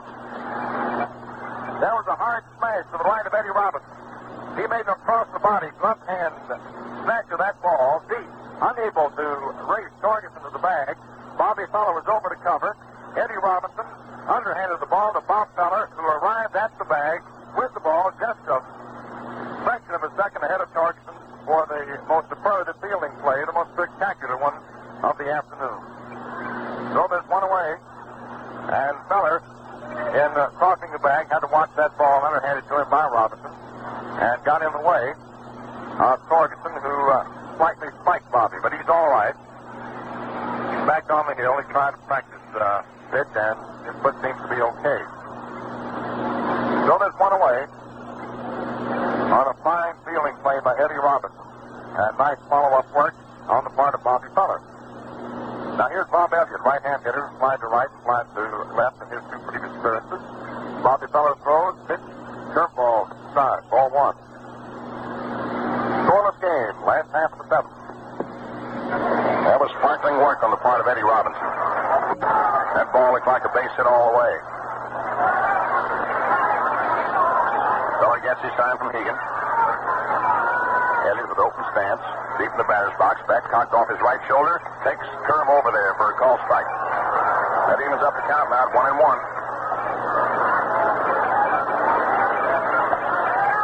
1 ball, 1 strike. Outfield playing Bob around toward left. Full hitter. Joe Gordon very deep, about 2 strides to the right of second. Elliott awaits the pitch, takes outside now. For ball 2, 2-1. That looked like a slider. Kenny Keltner is laying about halfway back at third and some 6 feet off the line. Lou Bedrow is in 4 or 5 steps at short, shading second just a little bit more than he would normally play. In other words, he's about halfway between second and third, a little closer to second. Bobby Feller rocks in the box. Comes in with his pitch. Elliott swings and tops one down the third baseline, which he may beat out. Feller has the ball, fires to first in time for the out of very close play. That was one of those Baltimore chops that bounced off the plate high in the air down the third baseline. Feller came hustling off the mound, and it took plenty of hustle on the part of Bob in order to get the batter at first base. Elliott was out by a step. Another fine fielding play. The reverse of the previous one, which was Robinson to Feller. This was Feller to Robinson. There's no doubt that what a runner like Torgerson or Alvin Dark would have beaten that out for a base hit, which is to take nothing away from the hard-hitting Bob Elliott. Now Marv Rickard, the left-hand hitter, is up there. Bobby Feller throws a pitch over the outside corner for a called strike. Rickard flied to center in the second inning, and then on the 5th inning, singled sharply to right field for the first and, so far, only hit off Bob Feller. A scoreless ball game. There have been but 5 hits in the game. The Indians have 4. The Braves 1. Feller leans forward, looking in, getting that sign. He's ready. Into the windup round comes the arm. Here's the pitch. Rickard takes outside. And the count is even up at 1-1. 1 ball, 1 strike. Billy Southworth, coaching back to third, slaps his hands together. Come on, Marv. Rickard's wearing number 4. That was the number that Jeff Heath wore before he hurt his ankle, broke it, and eliminated himself from participation in what would have been his first World Series. Now the pitch is on its way to Rickert. He swings and lifts a high fly ball down the left field line. Lou Budrow goes out, calls for it. Mitchell in behind him. Lou makes the catch. And that's all for the Boston Braves in the last half of the seventh. Budrow went way out on the grass in left field toward the line to make the catch. No runs, no hits, no errors, nobody left on. And at the end of 7 complete innings, ladies and gentlemen, it's a scoreless ball game.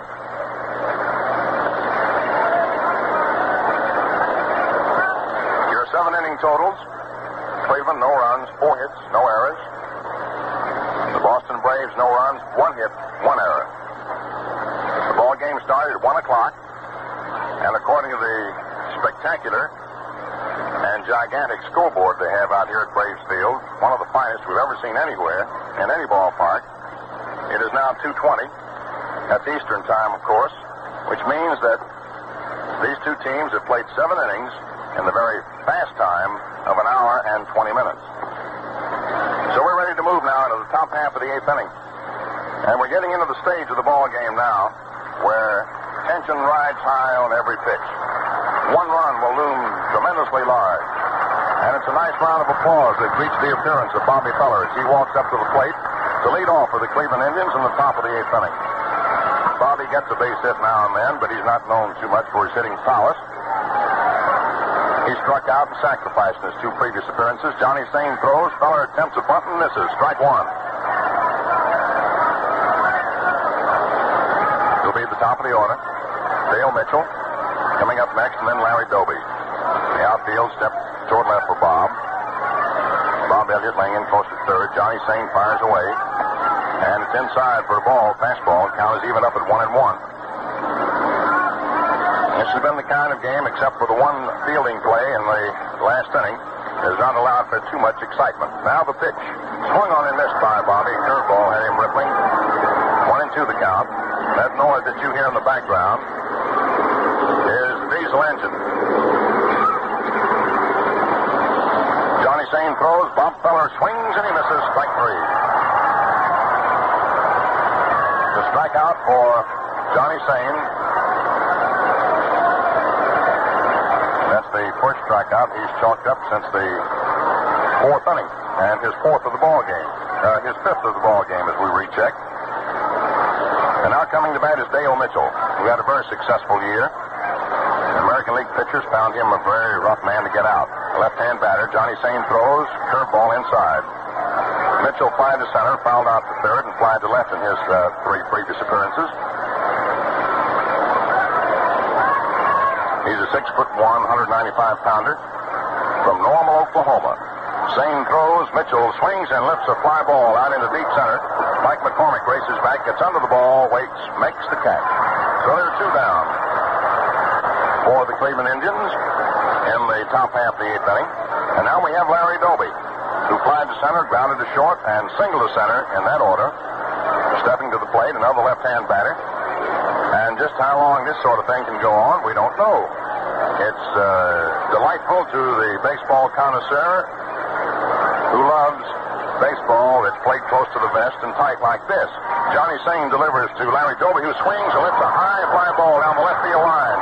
There's Rickert racing over into foul territory now. He makes the catch.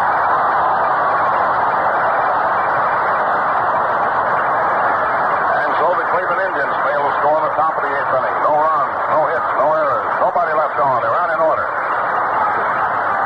And at the end of 7.5 innings of play, the score, Cleveland nothing, Boston nothing. Say, mister, you'll never know how quick and easy blade changing can be until you get acquainted with a remarkable Gillette dispenser. This handy device puts 20 Gillette Blue Blades, 40 of the sharpest shaving edges ever honed, right at your fingertips. Push with your thumb and zip. There's an unwrapped blade ready for use with any Gillette razor. Convenient? You said it. The Gillette dispenser is the newest thing in shaving aids. The latest word in shaving convenience.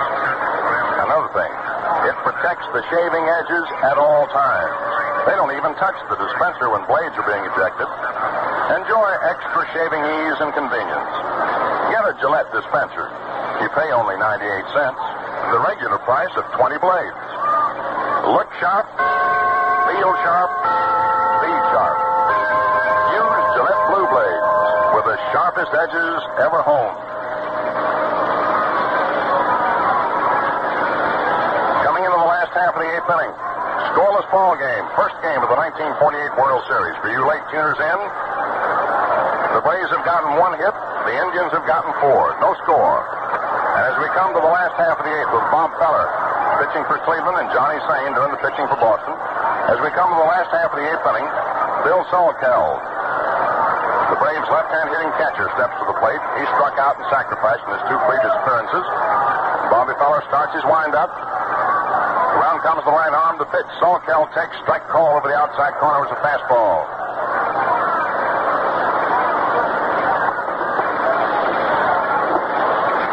Rapid Robert, and he's rapid today.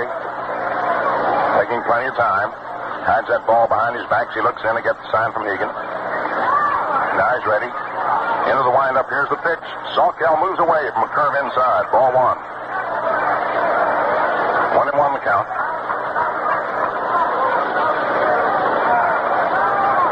Bill McKechnie and several of the Indians come to the front of the dugout and holler up at George Barr about the position assumed by Bill Salkel in the batter's box. They claim that his back foot is outside the restraining line, which, to put it simply, is against the law. But it's all straightened out. Feller ready to work again. Here's the 1-1 pitch, and it's a hook that's low inside for ball 2. That had Salkel wiggling. When Feller's curveball is working, he'll have anybody wiggling up there. You don't know what that ball is going to do. 2 balls, 1 strike count. Bill Salkel, the batter, last half the 8th inning, no score. They don't play Salkel to pull too much. Feller leans forward, gets his sign. Keltner laying in close at third, about 10 feet off the line. Now the pitch. Salkel takes inside again. Ball 3, 3-1.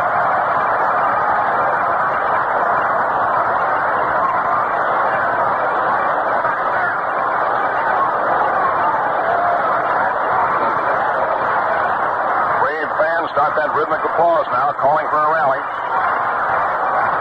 And, of course, when the Braves move to Cleveland, the Braves will hear some of that same sort of treatment when Cleveland fans start that rhythmic applause. Because at huge municipal stadium on the shore front of Lake Erie, there'll be thousands of them rooting for their hometown team when the series scene shifts to Cleveland day after tomorrow. Bobby Feller's 3-1 pitch on its way, and it's inside, ball 4.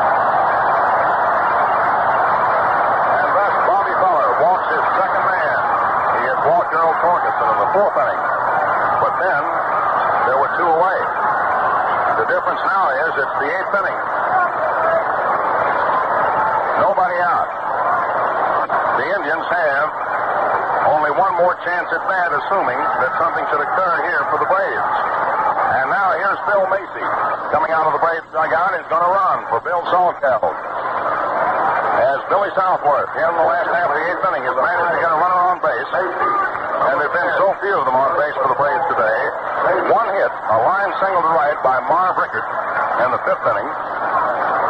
And a couple of bases on balls. 1 to Torkelson in the 4th, and now 1 to Salkel in the 8th. Macy running for him. Mike McCormick up. The Indians are looking for the bunt.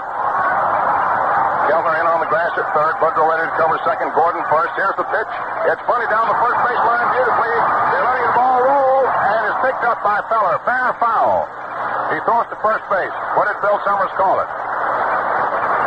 He called it a fair ball. And out at first is Mike McCormick, who bunted down the first baseline. Feller let it roll as long as he could, and then when he saw McCormick bearing down in the bag, he picked it up, tagged him out, and we waited for the umpire to call it fair or foul. It was a fair ball. It's a sacrifice for Mike McCormick. He's out. Feller tagged him out. He tossed the ball over to Eddie Robinson.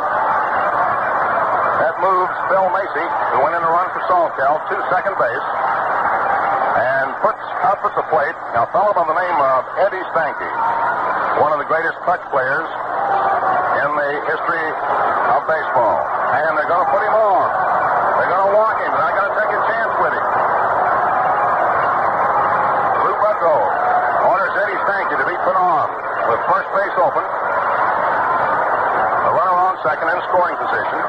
They're walking Eddie Stanky, which, in addition to eliminating the possibility of that clutch hitter getting home in one, sets up a double play situation and brings to bat the pitcher, Johnny Sane. So Eddie Stanky is given an intentional pass, and here is the first tough moment, the first highly exciting moment in the ball game from an offensive standpoint. And Sibby Sisti is going to go in to run for Eddie Stanky. So you've got Macy on second and Sisti on first, two pinch runners.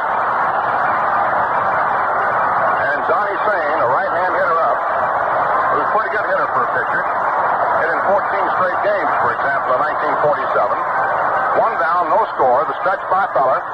Here's the pitch. Sane swings and hits the drive to right field. Judnick is going to get under it and makes the catch, and the runners hold their bases. Johnny Sane came close to driving one over the head of Walter Judnick as he really tagged one. Judnick had to hustle back and grab it, and the runners, who were all been running, had to hustle back to their respective stations. So Johnny Sane is out. He came awfully close to wrapping up this ball game. So with two down, up steps Tommy Holmes, the leadoff man for the Boston Braves. Left-hand hitter who flied to center, bounced out to Feller and flied to left. And now Bobby is faced with his biggest task of the ball game.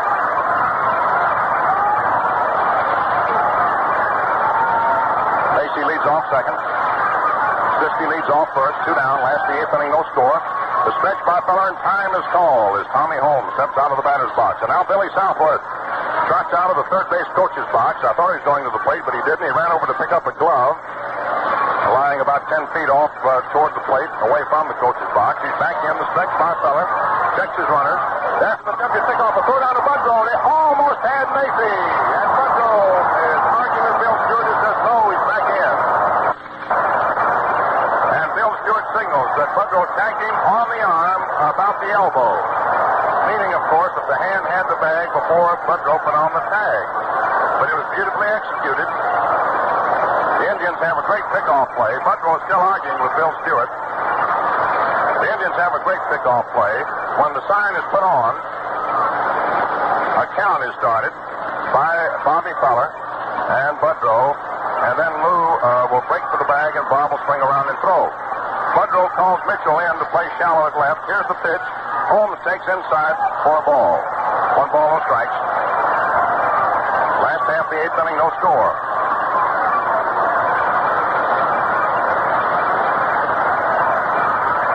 Two men down. Tommy Holmes the batter. 0-0 ball game. Bobby Feller ready. Bill Macy, a pinch runner, leads off second. Sisti, pinch runner, leads off first. The pitch. Tommy Holmes swings and lines it foul down the third base line. 1 ball, 1 strike. And this is the high spot of the ball game.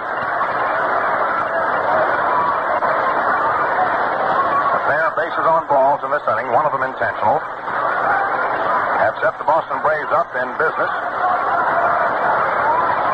with Tommy Holmes up there at the plate, hoping to open the doors wide for a landslide type of business. Bobby Feller trying to shut the doors. 1 ball, 1 strike, 2 down. Bobby taking his time. And now Tommy Holmes says, I'd like to have a look at that ball, George. George Barr, plate umpire. He looks it over and rubs up to cover the ball. Then tosses back out to Bobby. That just lessens his tension just for a moment. Lou Budrow hollers something over to Bobby Feller. Now we're all set to go. Feller, here's the pitch. Tommy Holmes swings and hits one down the third base line for a base hit. Here is Macy rounding third, digs to the plate, and he goes in to score. And there is Sisti going to third and sliding into second is Holmes.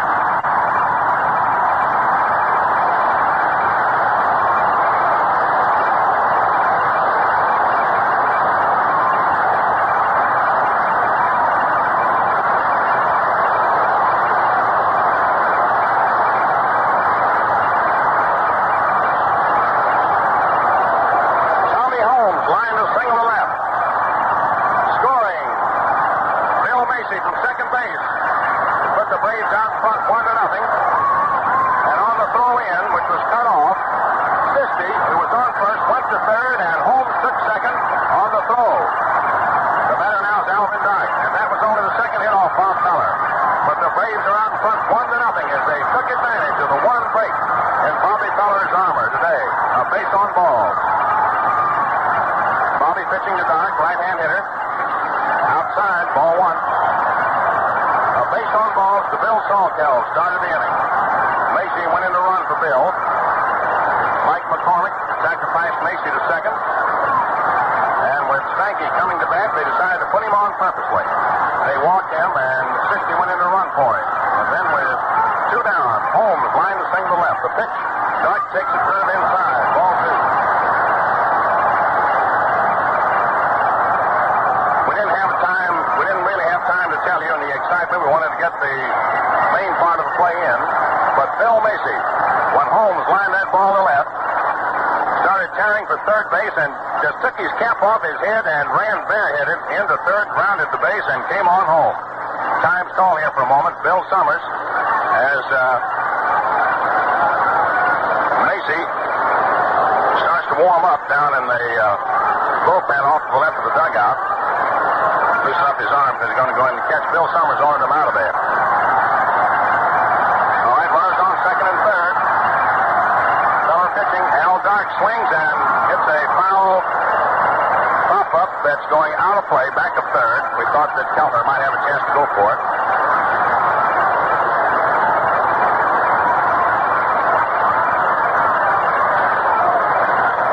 Two balls, one strike. 2 balls, 1 strike count now on Alvin Dark. Sisti on third.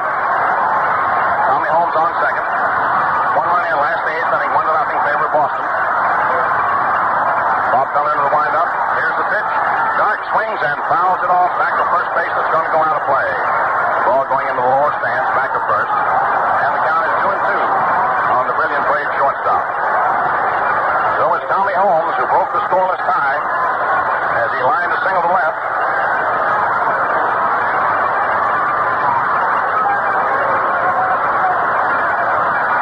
Two balls, 2 strikes, 2 outs.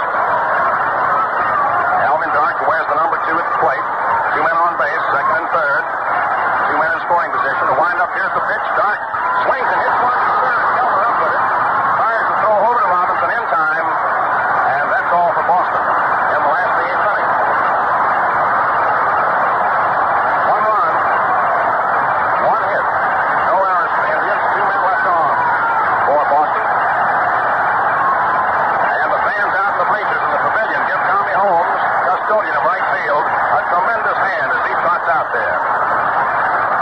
1-0 in favor of the Braves at the end of 8 innings. Tommy Holmes, that's his name. He wears the number 1. He drove in the one and only run of the ball game to make Braves fans happy at the moment.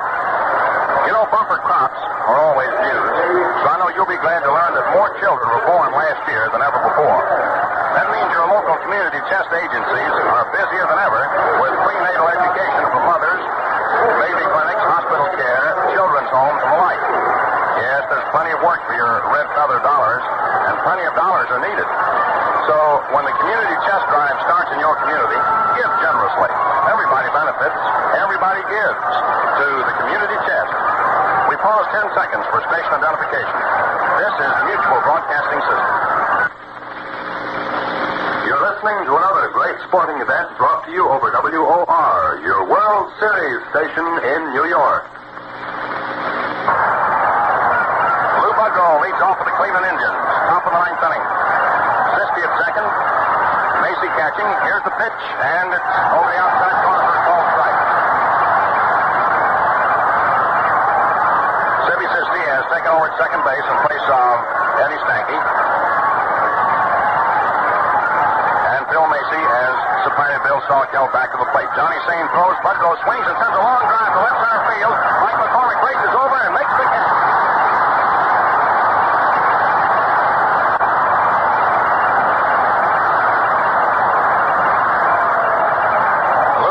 Tried to go all the way on that one. Hit a long drive to left center. Mike McCormick McCormick raced over and grabbed it. So one down, the top of the ninth inning. And the Braves leading 1-0. Up comes Joe Gordon. Gordon's had 1 out of 3. Struck out, single to left and fly to left. And now Johnny Sane throws, and Joe Gordon takes high inside for ball 1. Top of the ninth inning. 1-0 in favor of the Braves. So that's the way the Braves have been playing ball all year. Battling for every inch, taking advantage of every opening. Now the pitch to Joe. Curve is low. Ball 2. Low outside. 2 balls, no strikes. 1 out here in the top of the ninth inning. The Boston Braves leading 1-0. Johnny Sane delivers. Joe Gordon swings and fouls it back onto the screen. Strike 1. And Joe Gordon was trying to blast 1. With these long ball hitters coming up, and the Indians realizing it's the top of the ninth inning, they're trying to get that long ball. Lou Budrow came close. He sent a soaring drive into left center that Mike McCormick took. Now the pitch, Gordon takes high. Very high for ball 3, 3-1. You've got Kenny Keltner on deck. John Sane ready for his 3-1 pitch. He delivers. Joe Gordon swings and misses.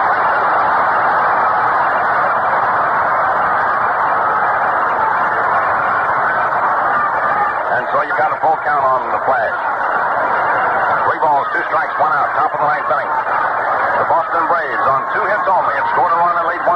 John Sane throws. Gordon swings and lifts a high pop up down the left field line. Alvin Dark calls for it in foul territory now. Makes the catch. And they're 2 away. And up to the plate comes Kenny Keltner. The Cleveland Indians remaining hope. With 2 down the top of the ninth. Kenny Keltner, who singled to left, struck out and flied to left, steps in. That's a right-handed.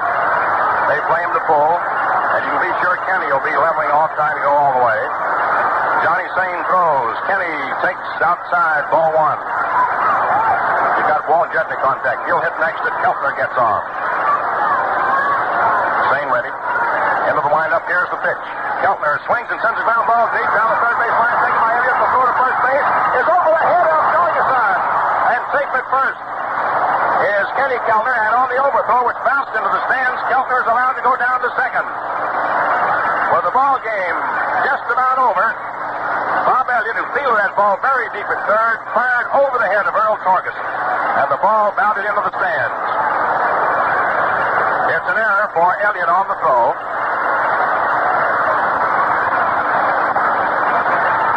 His second error of the ball game, enabling the Indians to get Keltner in scoring position. And Walter Judnick is the batter.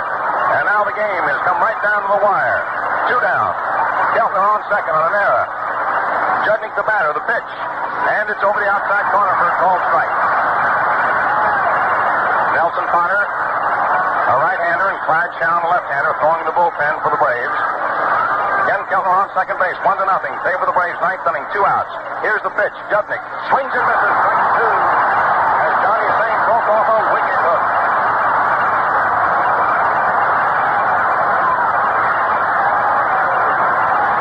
The pitcher from Pine Bluff, Arkansas, is just breaking off curves now. And he's ready for the 2-strike pitch. And Keltner leads off second. Here it is. Judnick takes strike 3. Call. The ball game is over.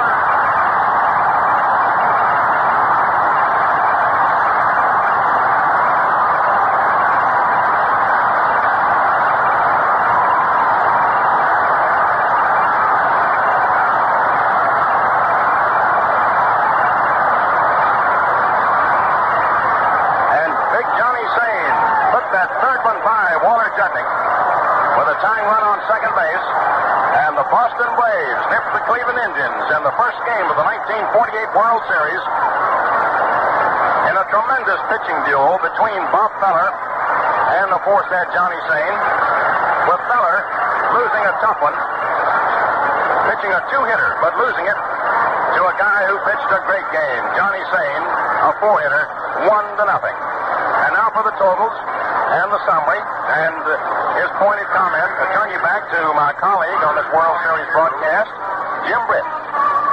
Thank you, Mel. This was undoubtedly one of the great World Series games of all time. It certainly was one of the finest pitchers' duels of modern times. For a moment, the error by Bob Elliott threatened to upset the Boston Braves apple cart. But as soon as the first two strikes were thrown by Walter Judnick, especially when he swung and missed and nearly went down in the left-hand batter's box after going after the second one, I think there was a suspicion, even in the Cleveland dugout, that John Sain of Belleville, Arkansas, the former Navy flyer, really had it today. It was his 25th win of the year, the first World Series victory of his career. The game went 1 hour and 42 minutes, and the attendance here today, 40,135. The total receipts were a little more than $180,000, of which slightly more than $153,000 went into the players' share. So with the players sharing in the receipts of the 4 games, 2 here and 2 in the huge municipal stadium at Cleveland, there may be an all-time record cut as far as the winners and losers' shares are concerned. Starting off the game, Sain yielded a hit in the second inning to Ken Keltner. An error by Bob Elliott, who got 2 bad ones out of his system today, putting him in trouble in the third inning, especially when Hegan stole second base, but he worked his way out of that. Gordon singled with 1 out and stole second in the fourth inning as Keltner struck out, but again, the Indians left the runner stranded. Hegan reached second base in the fifth, but was left. Doby singled and got as far as second in the sixth and was left. And then in the ninth inning, with 2 men out and the ball game riding on that long throw across the diamond, when Elliott threw over Torgeson's head and the ball bounced into the field boxes for a 2-base error, Keltner got as far as second base. So in the ball game, only 6 Indians got on base. 4 through hits, 2 through errors. 5 of them got as far as second.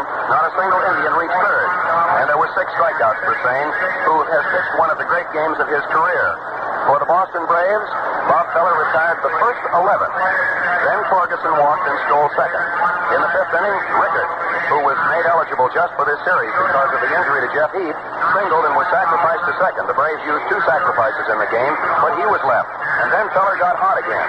He retired 3 men in a row in the fifth, in the sixth, in the seventh. And incidentally, the great defensive play of the game was accomplished by Bobby himself, teaming up with first baseman Eddie Robinson. That was when he was spiked slightly, but he gamely continued when the injury was found not to be serious. The break came in the 8th inning, and it was Feller's own wildness that set the stage for the Braves' victory in this first one.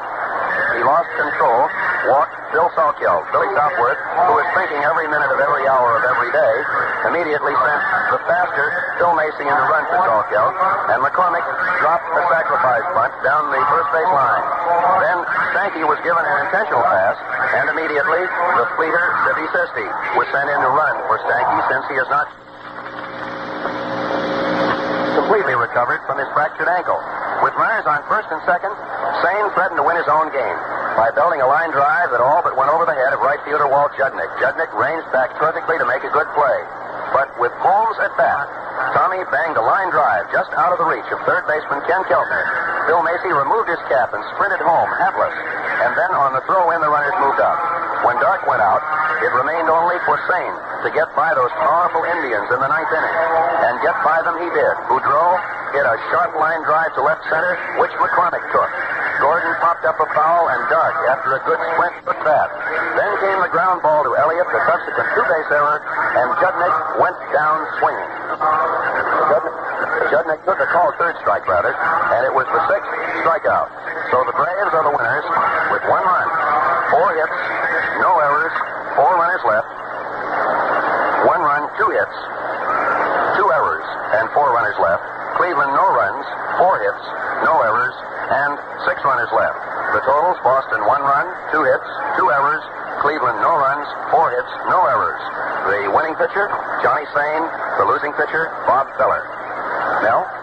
Jim, I just want to come back in and interject a thought here that I'm sure will lend a great deal of the World Series, as it will continue to be played, to draw a parallel to Walter Johnson. Bobby Feller is considered by most baseball observers to be, shall we say, the modern Walter Johnson. Walter, a great pitcher, and yet never got into a World Series until in the twilight of his career. And even then, it looked as if Lady Luck wouldn't smile upon him to give him a win. And it wasn't, of course, until the Pebble incident. You remember the ball that bounced over the head of Freddie Lindstrom when Walter went in as a relief pitcher that he gained that victory. And here today, Bobby Feller was great in defeat. as was Johnny Sane in victory. And now, will Bob Feller be able to get a victory before this series? So I think that's something that everybody, fans everywhere, are going to really be looking forward to. Another parallel, of course, Mel, is the fact that back in 1914, the Boston Braves, referred to by some as hitless wonders and a miracle team, didn't even figure, said the experts, to get the first 3 A's out so they themselves could come to bat. But they went on to defeat the A's in 4 straight, and they were the first team ever to win 4 successive victories. One of the ironic incidents of the game is that the last 2-hit game was thrown by Mort Cooper of the St. Louis Cardinals against the St. Louis Browns, and he also lost.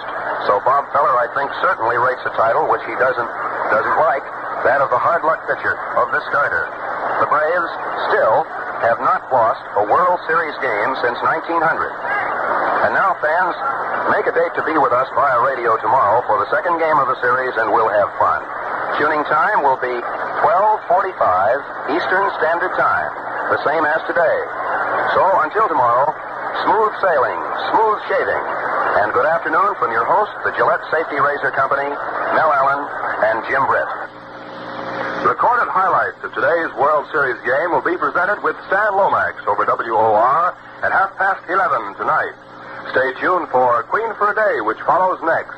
And then, following Queen for a Day, you'll hear The Answer Man, Luncheon at Sardi's, and Tiny Ruffner, the Ladies' Man. This is the Mutual Broadcasting System.